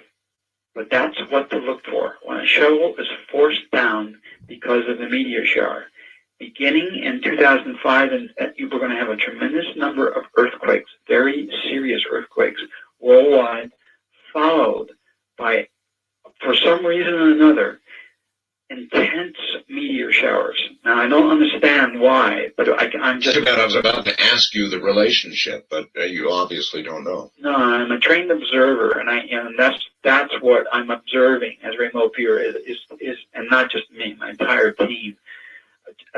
These meteor showers, very intense meteor showers. For the meteors are not, it isn't just the Leonids and a nice display. These things are coming down to the deck and hitting, impacting Earth. But when you see that one event, when there is a space shuttle mission up and aborted because of it. That's right. Then you have to dig in. There's no more time left. There's no more time for predictions. There's no more time for anything. That's it. All right. Let's talk for a second about the kill shot itself. Does the kill shot, can you give me the dimensions of it? I mean, there will be some who will live through this, Ed, or will no one live through it? No, we're looking at a couple of billion people. They're going to get crisped, and not crisped necessarily, but die of dehydration. What's going to happen is there is this passing space body. It does look like the idea of Planet X or Nibiru. I don't know. I don't understand the geophysics, but it passes by at the same time the sun erupts. So I'm assuming there's some type of a linkage or a flux there. Could be. Okay. that when that happens, shortly after this space shuttle mission is aborted, what happens is these solar flares are hitting the Earth, and they're coming through. But when the shields are down, our electromagnetic shields are down, they're causing a lot of heat, the atmosphere to heat up. So it's not like we're getting fried by X-rays. It's what's happening is the Earth is heating up. The winds are picking up to very high speeds, and most of the deaths will occur from people dehydrating, being in winds that are 300 miles an hour, and then finally when the Earth starts to wobble, and I don't know how long this is going to take, but the Earth will begin to wobble, and my guess is that it's not a direct effect of this passing space body gravitationally, but it's because of rapid melting of ice. Which is going on. But this is really rapid now, and then the Earth starts to wobble. The wobble is what causes the massive waves, the ocean waves. Well, whether you believe it's man's hand or nature's hand, doesn't matter. There was a story the other day suggesting global warming has now begun to feed upon itself, which means that it's going to worsen at a far more rapid pace than previously considered. At least that's one great theory, that it's begun to feed on itself. Those are the kinds of stories I'm seeing right now. Well, the heat engine is, I mean, the sun is our engine, our star. That's our engine. Yes. And the heating is the primary source, and not the ocean currents and the Humboldt currents. The heating of the atmosphere is the primary engine that drives these huge tornadoes. Now, the one I looked at the other day as a remote viewer was so huge. I mean, it was gargantuan, and it was so destructive, and we're going to see a lot of those. So I would encourage people, pull out their copies of the coming global superstorm and thumb through them again. All right, well, you mentioned the shuttle occurrence, and that can't happen for at least a while yet. Is there any measurement between that time and the other one is close into it? That close, or how close? That particular event is the nearest recognizable preceding event to the first solar flare. But there's no real way to measure that, is there? No, there isn't. We know that in 2005 there's a lot of earthquakes, so that may be one thing, and the year after that it looks real dark and a lot of meteors, but things get fuzzy right there, and I think it's because we're running up against this wall. There is another thing in terms of survival. Yes. I wanted to talk about that. Good. I mean, this is all natural cycles. I'm not judging this thing. Everything has an end, right? People, sure. Relationships, systems, and yes. nations, and yes. empires. Yep. Has a beginning and an end. So, except for our souls, which leave and go somewhere else. This is a natural cycle. But in terms of survival, we've talked about this before, and now it's going to become more important to take notes. Feels more important to me. Yeah. You need below ground protection at some juncture. These are the things you've always said too. I mean, there's nothing different here. You've always said underground. Yeah, there's a couple more things sure. I want to add to this list. Underground. Okay, water. You have to have a supply of fresh water. It's imperative. Mm. Food is, food is a given. The places that you need to be, hopefully. I mean, we don't know in terms of this wobble what kind of wave action we're looking at on Earth. It's just too complex. But to be on the safe, if one wanted to be on the safe side, you would either have to be either far inland or very high, or both. They're 3,000 feet above sea level, or very far inland, for instance. Okay. Another very interesting thing: if you own a large sailboat, yes. that's okay too. Because I shouldn't laugh. No, really, it's a strange thing. But large sailboats, with very heavy keels, yes. If they flip over, they pop. They right themselves, and a regular boat doesn't. So that's good. But the damaging thing, even after the Earth settles back down and reestablishes an equilibrium with a new pole star. Actually, I did a video on this where I detail it. It's called the Kill Shot, and it's a CD. that we put out. If any, you don't need to get that CD if you're listening to the show. It is a CD called The Kill Shot? Yeah, where I detail No kidding. When did you put all this together? In detail, because it gets too complex.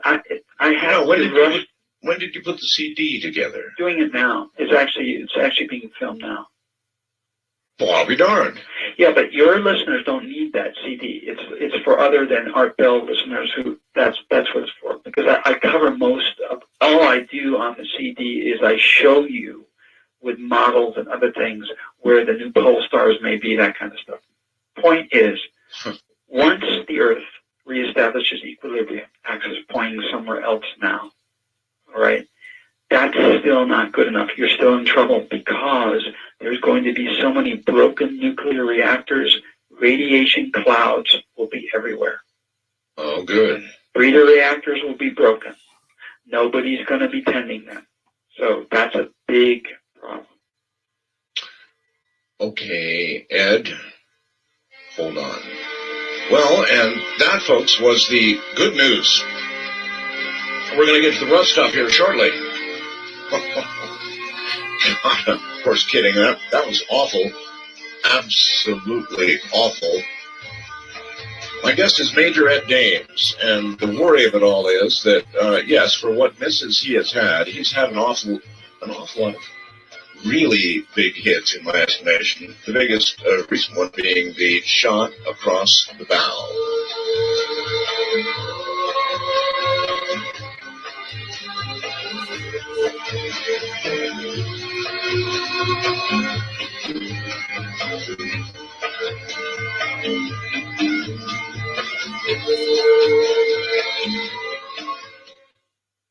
What in the...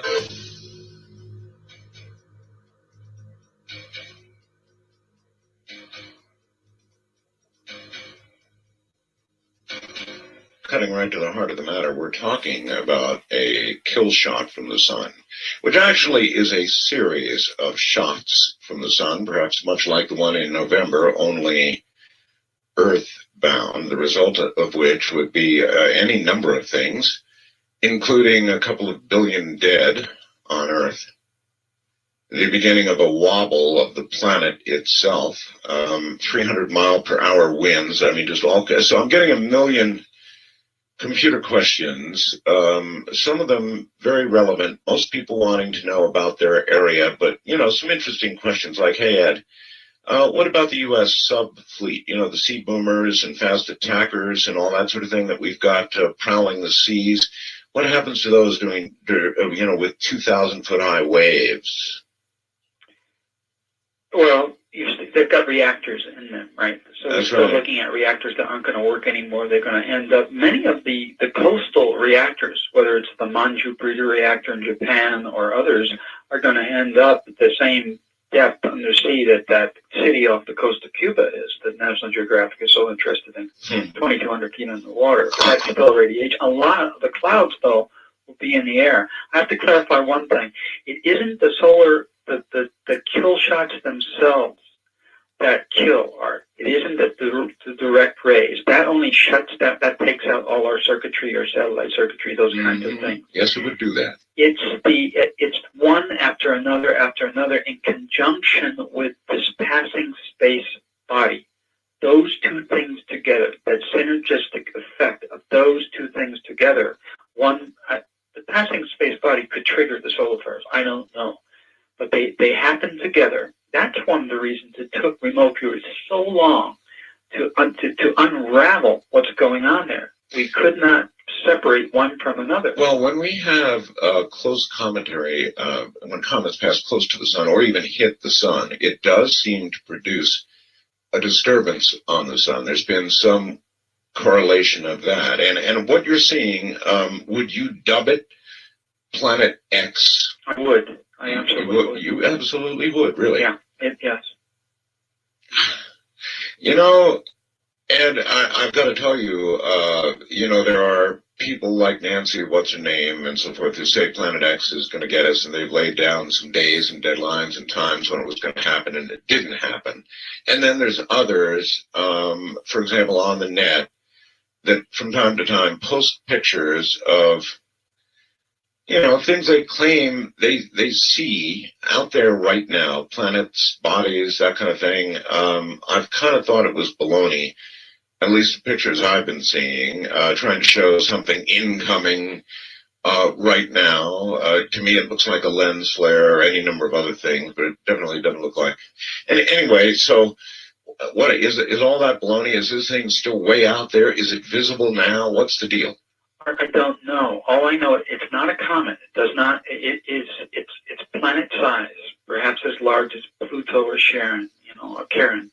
It's planet size. It passes real close to the Earth, and as it comes around the sun, it passes us again. And it looks like the Sitchin idea, Earth and Upheaval, those kinds of books. It looks like there's something there. That this thing comes in the solar system like a bat out of hell, swings by the inner orbits and back out again. It leaves, but when it does, whatever orbital frequency it has, however many years, some people are suggesting every 3,600 years, some of those passes are pretty darn close. And you believe that its passage is connected with the sun disturbances that you see?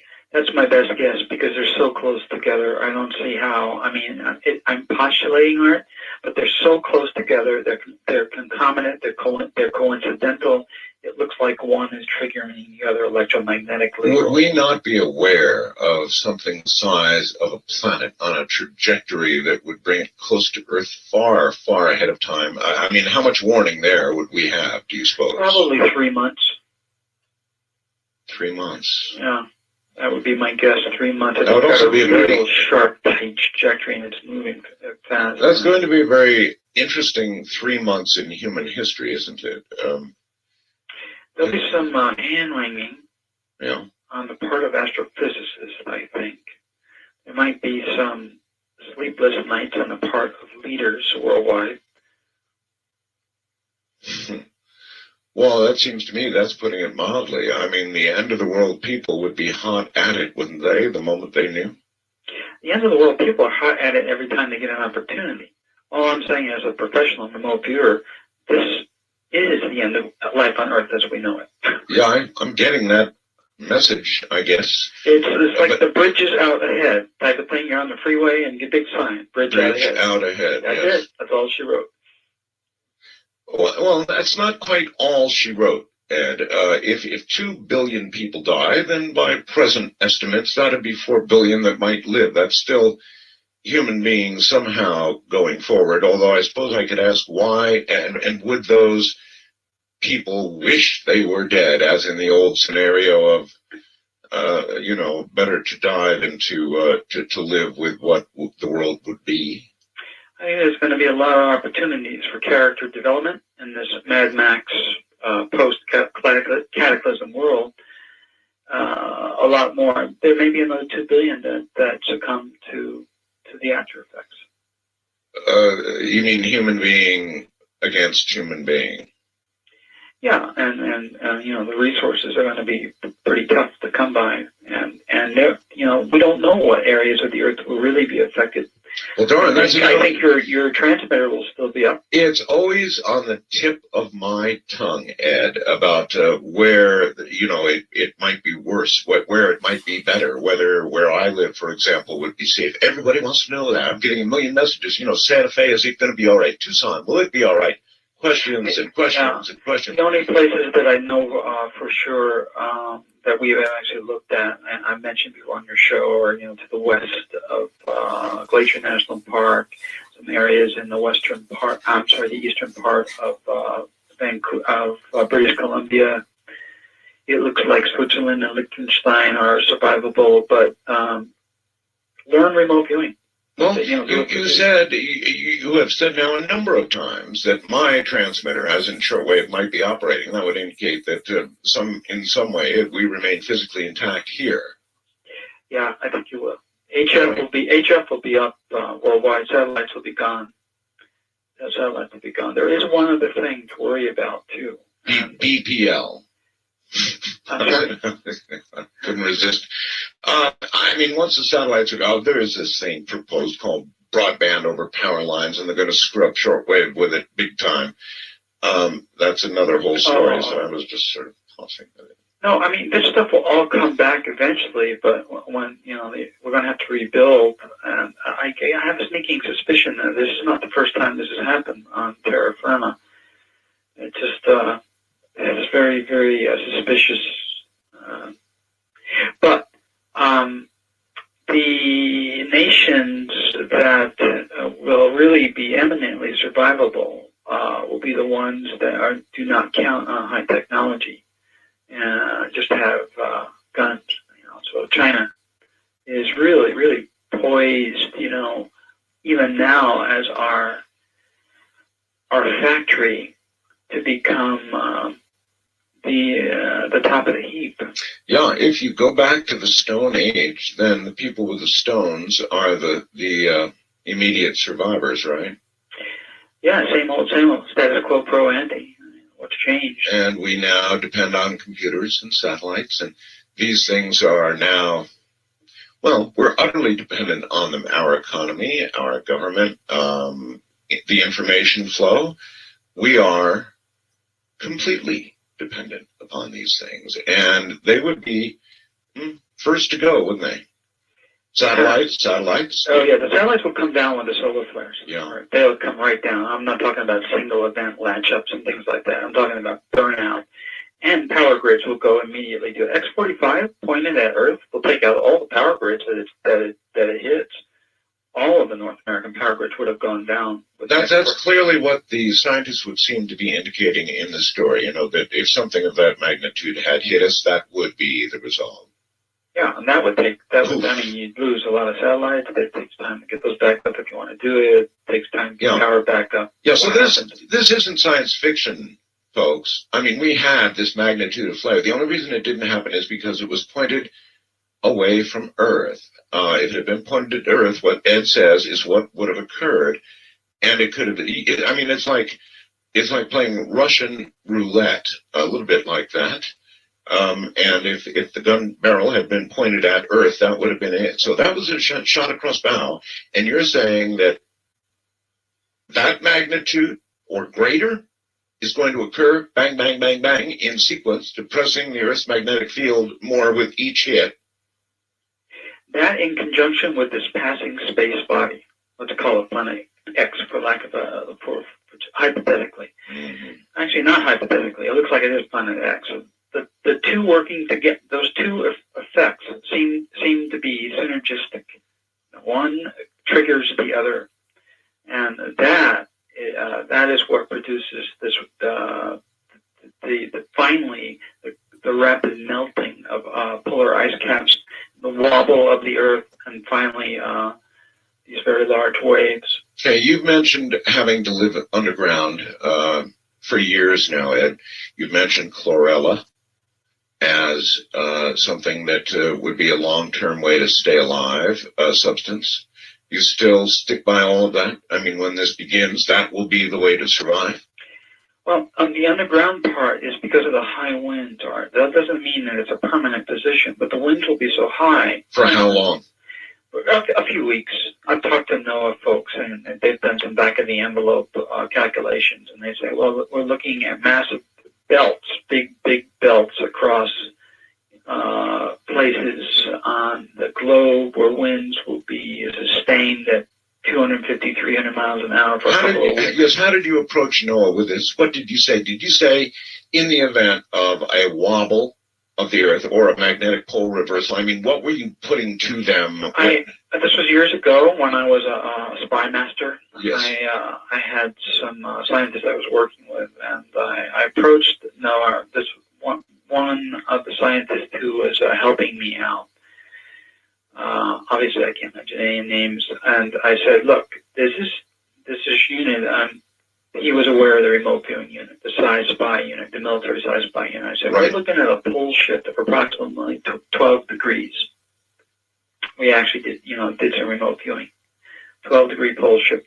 If the Earth suddenly shifted 12 degrees, what would be the effects on wind and water? And that's how those calculations came about. Now, winds would pick up after about 2 days. And let me try and be straight about this, okay? I mean, our pole now wanders a few degrees at least every now and then, as presently the magnetic North Pole is on its way toward Alaska, I believe. It's migrating in, I'm sorry, Russia. It'll end up in Russia or something like that. It's wandering now. So what are you talking about? 12 degrees? You're talking about I'm talking about Earth the actual, itself? Yeah, I'm talking about the Earth's axis. Oh. Not a precession that's 50, 100,000 years. Not that one. So you're talking about a 12-degree wobble. Yeah. Really bad. Right. I actually demonstrate this in the kill shot CD with a gyroscope. Gotcha. All right. So a 12-degree wobble, and that's what you asked NOAA about. What would the effects be in this? And they came back to you with this 250 mile an hour, 300-mile thing. No, it was actually because of the coefficient of friction between the Earth's mantle and the land and the air, so that it's so loose, it's so light. It'll take about a couple of days for all of the energy to be transmitted into the atmosphere. That's when the winds will begin to pick up. So after several days, they'll begin to pick up to 200 miles an hour and then 300 miles an hour, not all over the globe, but in belts. And that will be sustained for several days before it starts to die back down. So I'm talking about being in a whole protected area like a subway or a basement for up to 2 weeks. That's quite a while. Now, let me note for the audience that what Ed is saying now has it really resonates for me when I recall what Gordon Michael Scallion said.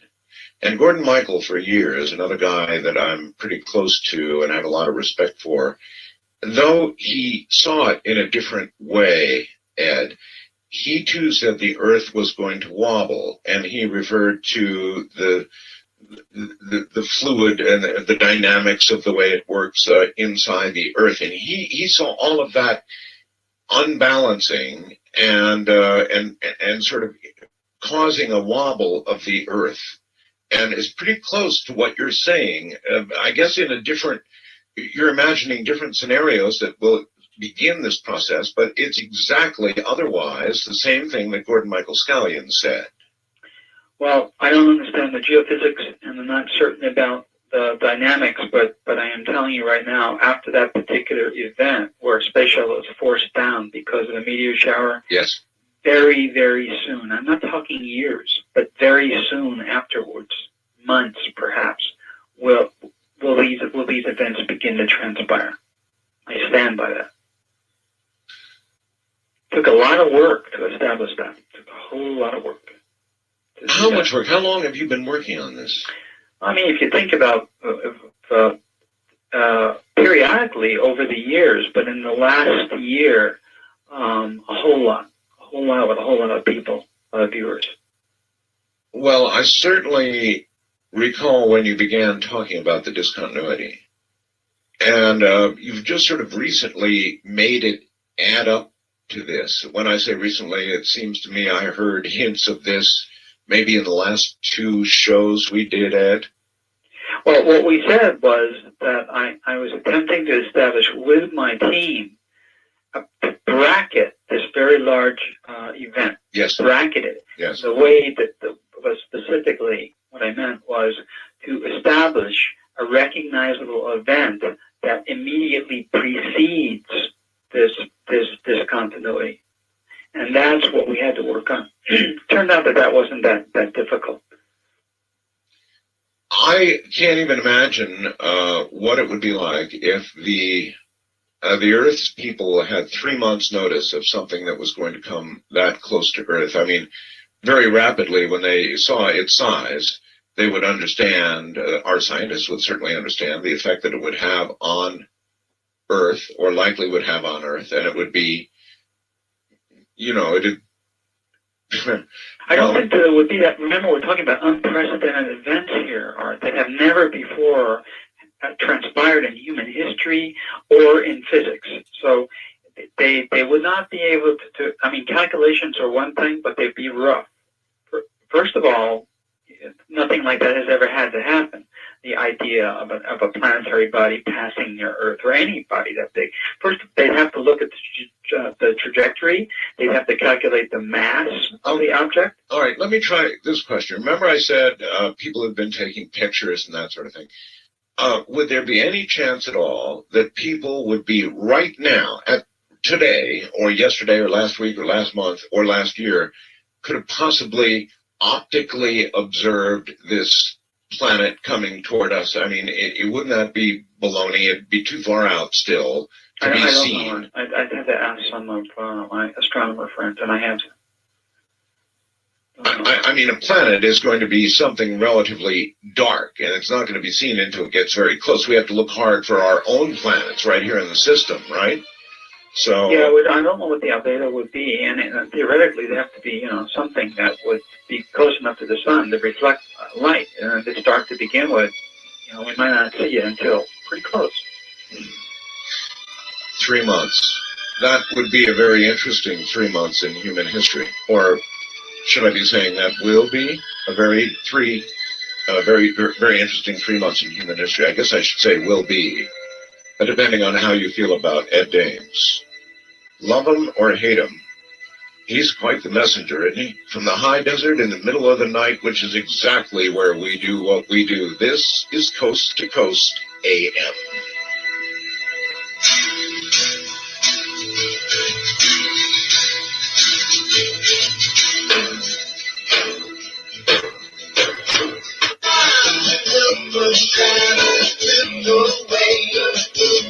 Come to me.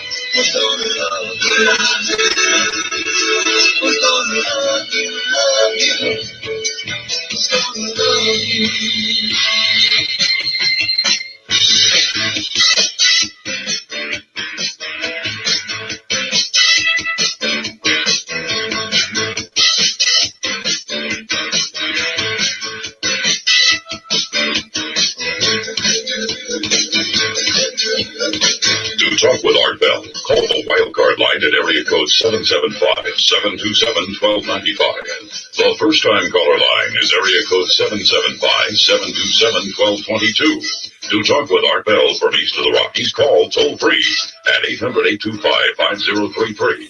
From West of the Rockies, call Art at 800-618-8255.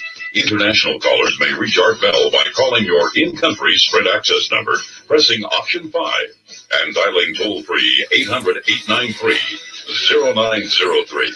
From coast to coast and worldwide on the internet, this is Coast to Coast AM with Art Bell. You don't wonder, I certainly do. If you had information of the sort that Ed has, what kind of process would you go through before you decided that you were going to tell the world about it? I mean, basically it scares the you-know-what out of everybody, so you'd have to think real hard before you release this information. I think we'll ask about that.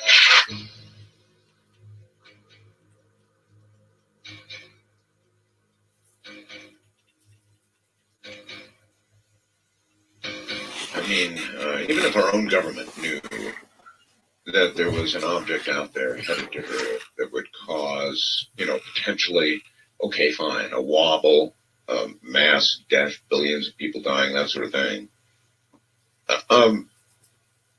I know this sounds like heresy to some people who believe that everybody should know everything, but at some point, really, there's an argument, a fair one, I think, that can be made for not telling when something like that was going to happen, because the obvious would occur. There would be looting, there would be the Mad Max scenario, there would be people dying who didn't need to die.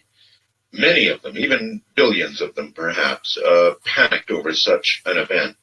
So even I think, and our own government would take pause before making such a thing public. And you are making this public, and I wonder what kind of process you went through mentally before deciding to say something like this and really lay it out like this.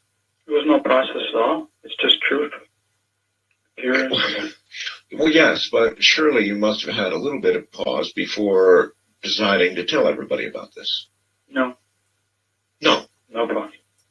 No pause. I just put myself in their position.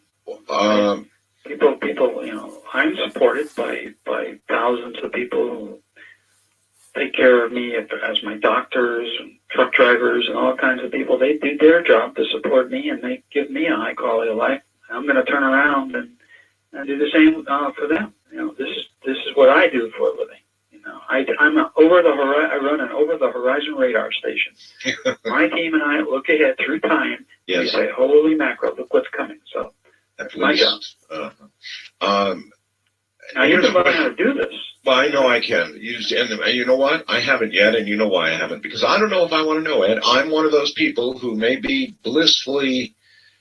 I mean, I listen to what you say tonight, and look, here's somebody who asks, hey, Art, ask him about the Great Lakes. Are they going to wave up like the oceans? What's going to happen to the Great Lakes?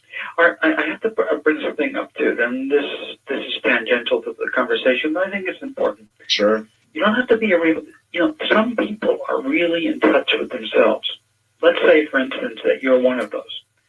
Now, I know personally that you can make a whole lot of money by having made some decisions. You could be living in Atlanta, be very unhappy, and make a lot of money. Yeah, I know. I know you turned down positions. Yeah, a lot of you things. chose to be happy in a place that was peaceful, where the night sky is as black as an ink pot. And you're correct. Yeah, you got it. That's exactly correct, Ed.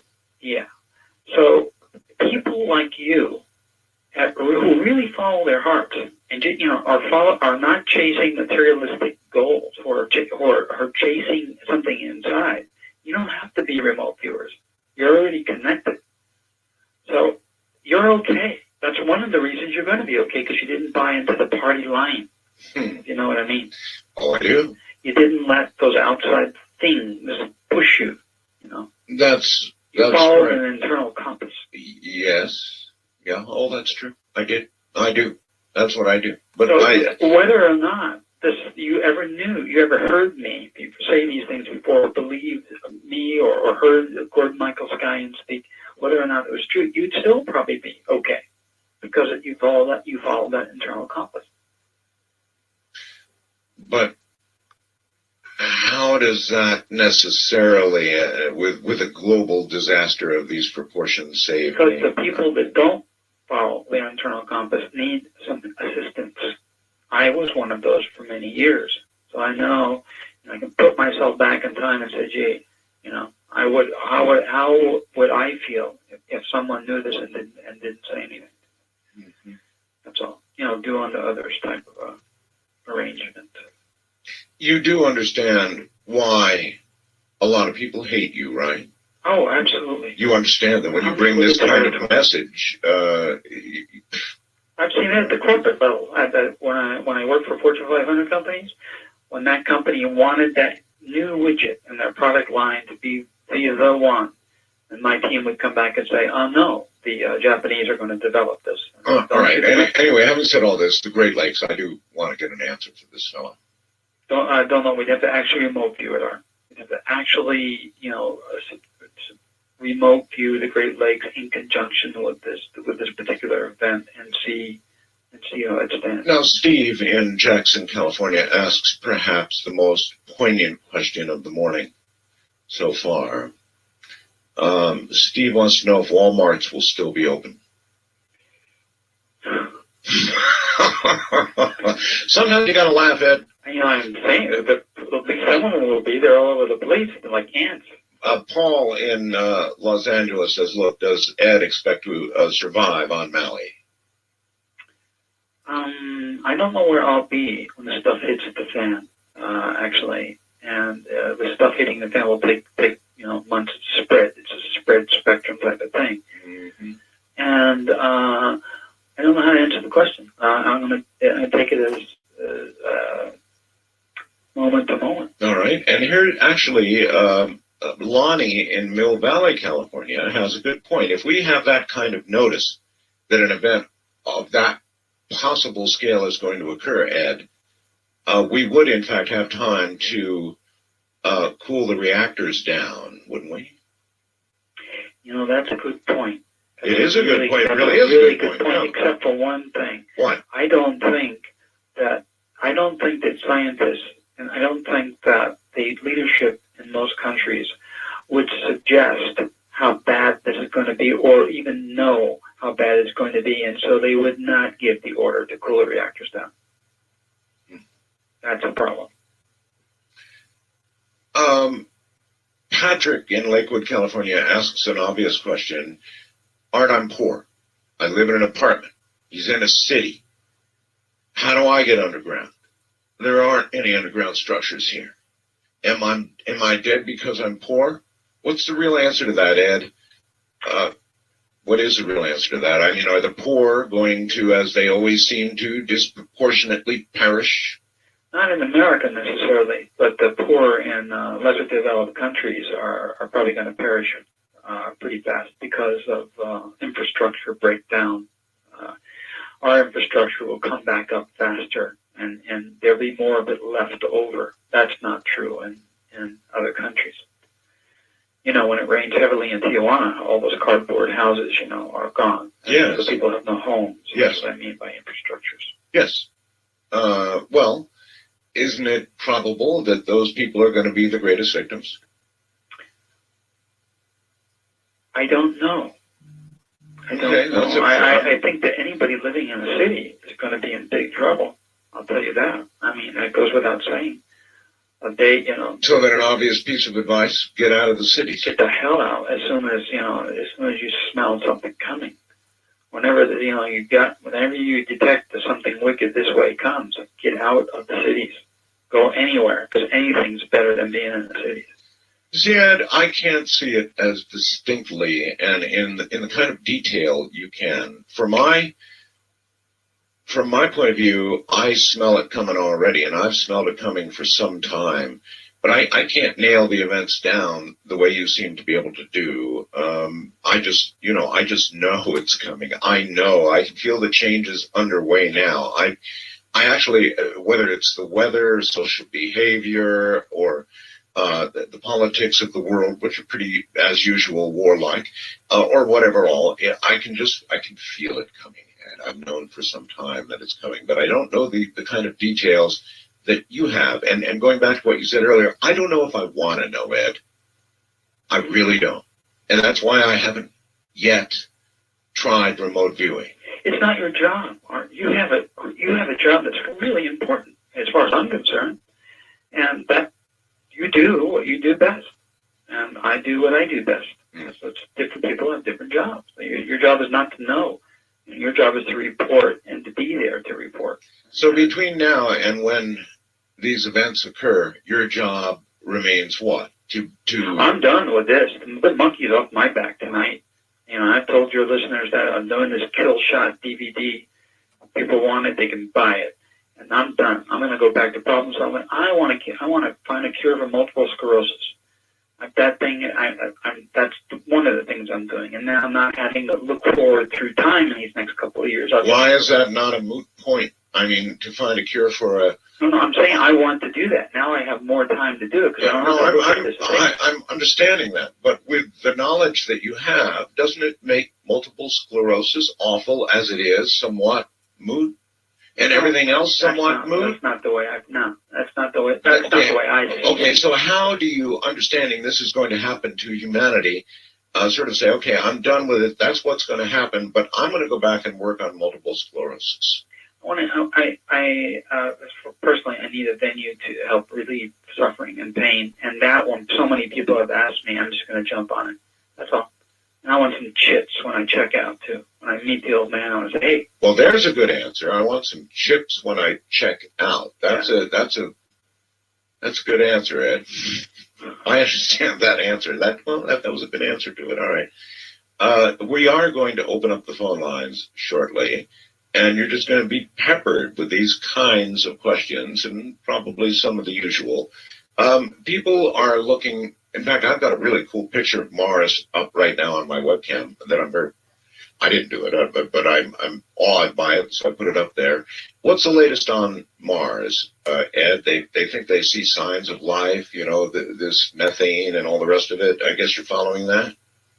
I am to a certain degree, but it's basically we're still looking at the same situation. There's something under the planet, robotic in nature. There are machines underground on Mars, and we talked about that a lot on the show. We have, and the discovery of methane, of course, really suggests life at some level, either was or is on Mars. Or another chemical process that we don't understand necessarily. Perhaps, but they're really suggesting, even NASA now is kind of leaning toward life was or is. So There was a civilization on Mars. I mean, the military remote viewers spent a lot of time training against that. Even before there was a remote viewing team, the military psychics were turned against Mars. We did a lot of work describing the civilization there, just for fun, practice training. did any of that information done sort of, it wasn't really tasked information officially, it was all done on the side, right? It was done on the side, yes. Were those reports, or were those turned into reports, Ed, that were ever passed officially up any channel at all? Negative. We would have been shut down. I mentioned on your last show, everything that I had from the military team and from the CIA and NSA, people that worked for me, the reviewers that worked for me, and myself, I put them all into the Our Aliens Real tape, the videotape. By the way, I'd like to thank Lex Lonewood, your webmaster, for posting all those educational websites on tonight's show link. He's a good guy. Yeah, he is. So there's lots of good links for people to go read, huh? Yeah, there are. You can either go to my central website, remoteviewing2004.com, anytime, or you can go to yours, or you can dial a toll-free number and buy any of those things, or sign up for my workshops. Well, happy to give you plugs. The latest CD, when is this going to be? Is this now available? The Kill Shot will be available in a month, and that's a small, inexpensive CD. It just covers everything we covered tonight, and with the actual remote viewing sessions and examples. And then the new streamlined remote viewing home study course. That's a 4-pack CD. That'll be out in 2 months, and that's worthwhile for those of you who don't want to learn this in person at one of my workshops. I want to order line? Yeah, go right ahead, Ed. Okay. To sign up for a workshop, I teach these personally, and or to order any of the educational products that I've created, is the order line is 1-866-607-8439. That's a toll-free number. Okay, I think I got it. That's 866-607-8439. Correct. Okay. Or you can order And online. so they can now begin to order the new CD tonight, or is it good? Yes? Yes, they can order all those products. How much is the CD going to be? CD, I think it's $19.95 for the Kill Shot CD. The Learn Our View set is more, and the video is inexpensive for the Our Aliens Real video. Mm-hmm. The Kill Shot the CD is inexpensive. By the way, on the Are Aliens Real question, through all of this disaster and stuff coming toward us, will there be any intervention? Can we No, there won't be. But after things clear, yes, there will be another race here with us. Really? Mm-hmm. Yes. You mean They as? will help us rebuild. Oh, really? Yes. But only after. Only after. I'm sorry to say. Clearly, they would be aware of what's going to happen. Yes. And could they intervene? I don't know. Because with that much power, I don't know what you mean. I don't know what you mean by power. Well, I mean, they clearly have the power to go from point A to point B at greater than the speed of light, or I think they do, or they're... Perhaps they could intervene, but maybe there's a grand plan here that we're not privy to. Well, then that's more tantamount to an opportunistic invasion than anything else. I mean, if they're out there actually watching and have the power to intervene and don't, then that's an opportunistic invasion, isn't it? Well, I would call it a violation of the Prime Directive rather than your appellation. Well, so violation of the Prime Directive would be to help us or to avert this disaster in some way, huh? Right. Is that right? Rather than to allow free will. I mean, we're talking about its course. We're talking about Prime Directive like it's the law of the cosmos. It's something out of Star Trek. Now, that's right. I'm being facetious. But maybe there's a lot of potential truth in the Prime Directive.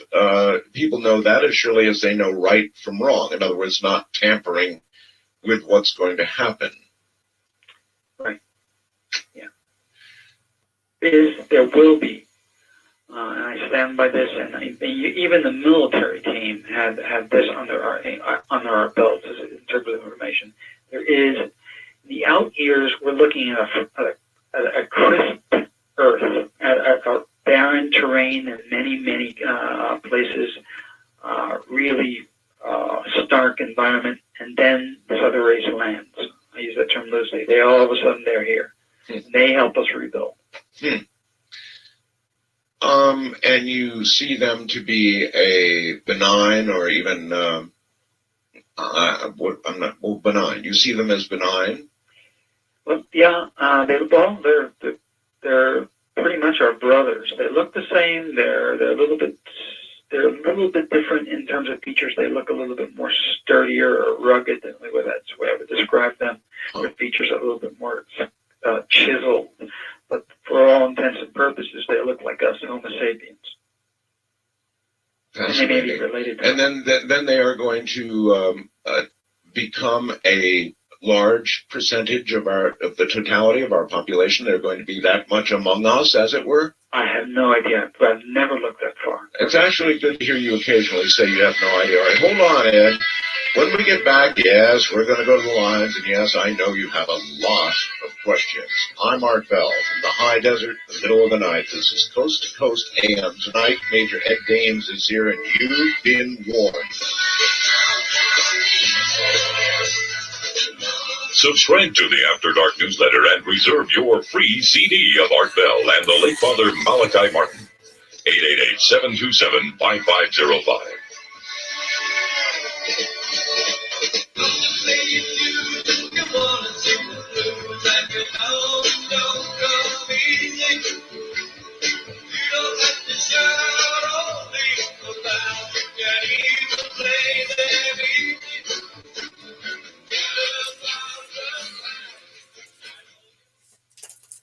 What do Mel Gibson and the Coral Castle? He's got this dream of paradise and land. He's gonna give up the booze and the one-night stand. Then he'll settle down in a quiet little town and forget about everything. But you know he'll always keep moving. You know he's never gonna stop moving. 'Cause he's rolling, he's the rolling stone. When you wake up, it's a new morning. The sun is shining, it's a new morning. You're going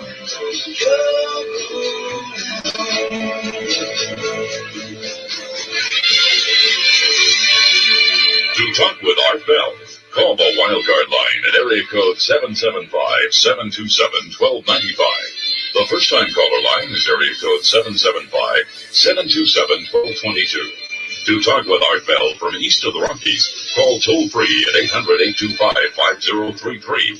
From west of the Rockies, call 800-618-8255. International callers may reach Art by calling your in-country Sprint access number, pressing option 5, and dialing toll-free 800-893-0903. From coast to coast and worldwide on the internet, this is Coast to Coast AM with Art Bell. Well, nobody ever said this show would carry the fare that most of them do out there. And we don't. My guest tonight is Major Ed Dames. The message has been a sobering one indeed. Alan from Saskatchewan says, why don't you ask your guest how he thinks his views mesh with Bible prophecy concerning the book of Revelation? Thanks, Alan. That's a good question, isn't it? I mean, a lot of what Ed says certainly is, well, it kind of feels like it's biblical in proportion, certainly, so we will ask about that.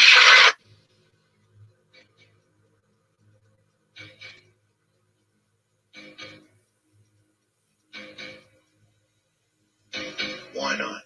Ed, it does seem biblical in proportion, and so it's a pretty reasonable question in a lot of ways, isn't it? How do you mesh these views, your knowing what you know, with what's in the Bible? Have you ever taken a look at that?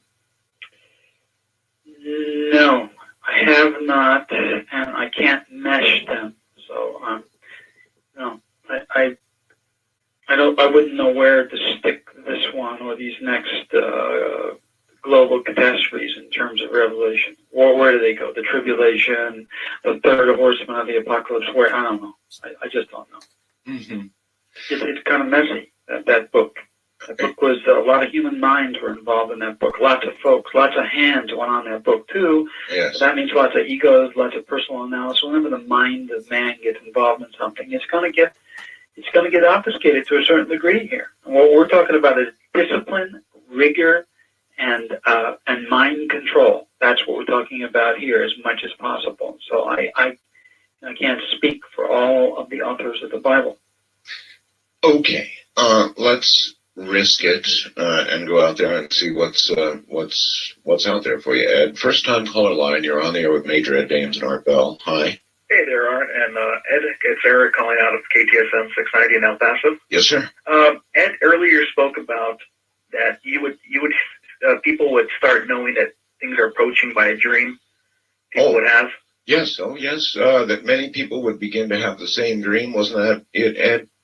Many people as large, very large, life-threatening events come up over the event horizon, where people's lives are in danger, especially people who are gifted psychically with long psychic antennas, so to speak, too. They'll be the ones that first pick this up and start having dreams, and those dreams will be very, very similar, one to another. Do you actually understand what the content of the dreams would? Well, caller, you've obviously, or you wouldn't be saying this, you probably had a dream, right? I had a dream that I was very dazed and confused. The dream was somewhat not coherent to me. However, I do remember having been told that something was coming down and the space shuttle had to come down. Now, I don't know if it was the Soyuz capsule or the space rocket. So it was all over the news. I was informed to go to this giant hall where there was thousands and millions of people there gathering. And there was a child there looking at me, and he started going into a seizure, sort of. And he started yelling in foreign languages. I did not understand him, but however, there's someone next to me that did. And his message is saying, I asked him, what was he saying? And he informed me, repent now for the time is near. Yeah. Well, so a lot of people, Ed, are going to begin to get this message all at once, or this will be going on for some time, and will it be apocalyptic dreams, or what? All of the above. But there'll be common elements. And here the common element will be the space shuttle having to come down. Watch that one. You'll see that a lot, that particular one. The rest, as we dream, it's like a snowball. It starts out pristine as a seed where your unconscious is trying to tell you something to keep you alive. It's your best friend. It's your complement. Yeah, well, here, maybe you can help me out with this, Ed.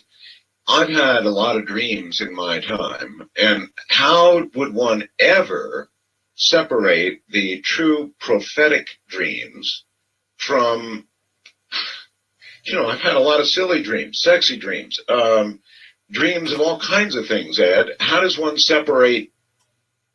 Toss most of them except the ones that you really feel are important. You wake up and say, oh my goodness, I've never had a dream. That's the one that where something was behind it. And as a remote viewer, if you learn the remote view, you can remote view the seed of that dream. What seeded that dream? The seed is important. That's your unconscious trying to tell you something. Don't get on that plane tomorrow, or stop eating this, or you have pancreatic cancer. By the end of the dream, 2 hours later, all of the trash of the day and your fears and your desires, humans are driven by fear and desire, that all mucks it up, and then finally you end up on a battlefield somewhere where what started out to be your pancreatic cancer turns into be a battle, something like that. Well, remote viewer can go right to the seed of the dream. If you tell me, I had this dream about this battle, I was right there, it was so clear, it was like vivid dream, that kind of thing. I can take that dream as a professional and go right to the seed and see what happened and say, hey, this battle that you're having is a battle with a tumor or something like that. Wildcard line, you're on the air with Major Ed Dames. Hello. Yeah, hi, Art. Hi. I had a question now. He was talking about Revelation, and the Bible Code doesn't mention anything about this, but it says tribulation starts 2005. And then there's a possible chance for peace in 2005 with Arafat Sharon and a possible nuclear holocaust in 2006. Now, if, so the Bible Code says all of that, huh? Yeah. And I'm not talking about possibilities. Huh? I'm not talking about possibilities. Well, I'm talking about what I'm saying is an actuality. It's already happened, but it's in a different frame. It's out ahead. Well, you were talking about tribulation now. It did start 2005. There is supposed to be a severe earthquake, they said, after tribulation begins. And I know Jesus gave a message himself. And he said there was an asteroid out there with his hand on it, and we could not stop it. I don't remember that one. This came from the Holy Hill. And I don't know what the Holy Hill is. I know what Jesus Christ is, but I don't know who the Holy Hill is. Well, it's a place here in the United States. But anyway, the thing is, he came and whoa, back off. What do you mean it's a place in the United States? You're comparing this place. I've heard, like I say, I've heard of Jesus Christ. What's the Holy Hill? The Holy Hill is a place in the United States where the people go where Jesus appears. How come I don't know about that? I guess you just haven't heard about it. All right. Well, yeah. Sometimes, Ed, there are factions who believe that Jesus and Mary do appear.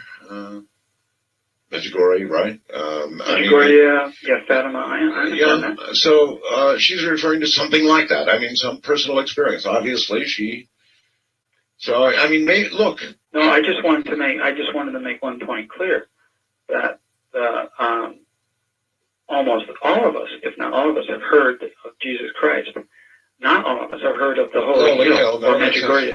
Absolutely, of course, correct. But still, the whole concept that somewhere the Bible, what is written in the Bible, if it is true and prophetic and what you were saying, may mesh, or it might even be logical that they would mesh. I haven't done the study. I don't know, but it seems. The problem that I have is that we can't pick out the real prophets in the Bible from the ones that were half on and half off.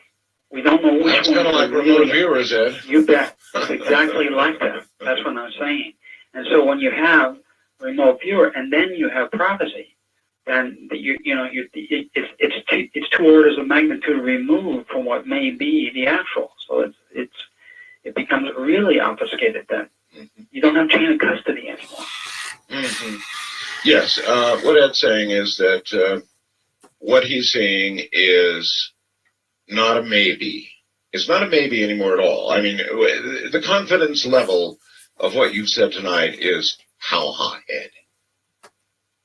The likelihood, as far as I, as a professional remote viewer and an analyst, that's all that I'm saying. From my point of view, from that point of view, the likelihood of what is going to happen described tonight is 100%. Otherwise, I wouldn't be describing it. How many have you worked on this? About 8 people in the last 6 months and about 20 in the last 8 years. Can I ask another question? Of those 8 or of those 20, Ed, what kind of effect did it have on their lives? Denial. Denial? Yeah. Even among those who saw this, denial. Mm-hmm. They're willing to go on just like it didn't happen, or they're willing to believe. They love their job and they love remote viewing, and they stand by their work. You'll hear them talk about it in the media, on television and movies. But when they see this one thing, they have to be here underground and their family has to be here. They look at that and they turn away and they pretend that it's not there. They're very upset with it, and so they go on. It's not necessarily denial. It's that it's the will not to believe. Well, and if the remote viewers who actually worked this problem with you are in denial with regard to its results, then what are you supposed to how do you suppose the general public is going to? Not in terms of the results, Art. In terms of the acceptance. Oh yeah. That's what I'm saying. Right. But I they don't deny the result. They know the results are real because they trust the process so much. But they, it's pretty understandable. I mean, even though I know it's coming, I'm going to want to be near my loved ones. I'd rather, be check out with them than save my own hide somewhere else. So that's sort of a fence-straddling position. East of the Rockies, you're on the air with Mr. Fence Straddler himself, Major Good morning, Mr. Bell and Mr. Dames. This is Mitch from Liberty, New York. Hello, Mitch. Hello. I'm listening on 810 on my C. Crane Sanjin. Way to do a plug. Okay. And I was remote viewing. I sent you an email. I saw the sun eject a plume at about 33 degrees as I was looking at it from the left, from the bottom of the sun, just out from the bottom of the sun, 33 degrees. Mm-hmm. The earth swept through it, and we were peppered because the plume had dense parts and less dense. And we were peppered for quite a while.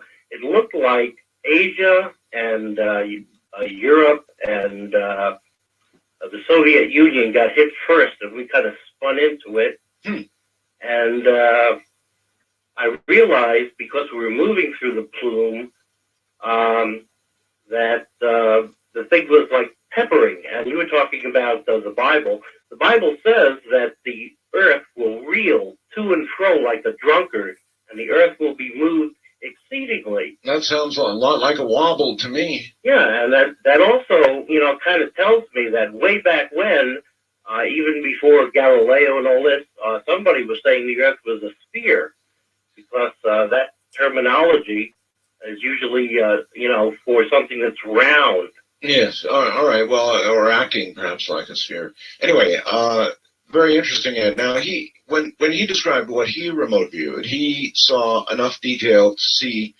or recognize continents, his words, being peppered. You, on the other hand, can't do that as professional remote viewers. We have to use a whole lot of different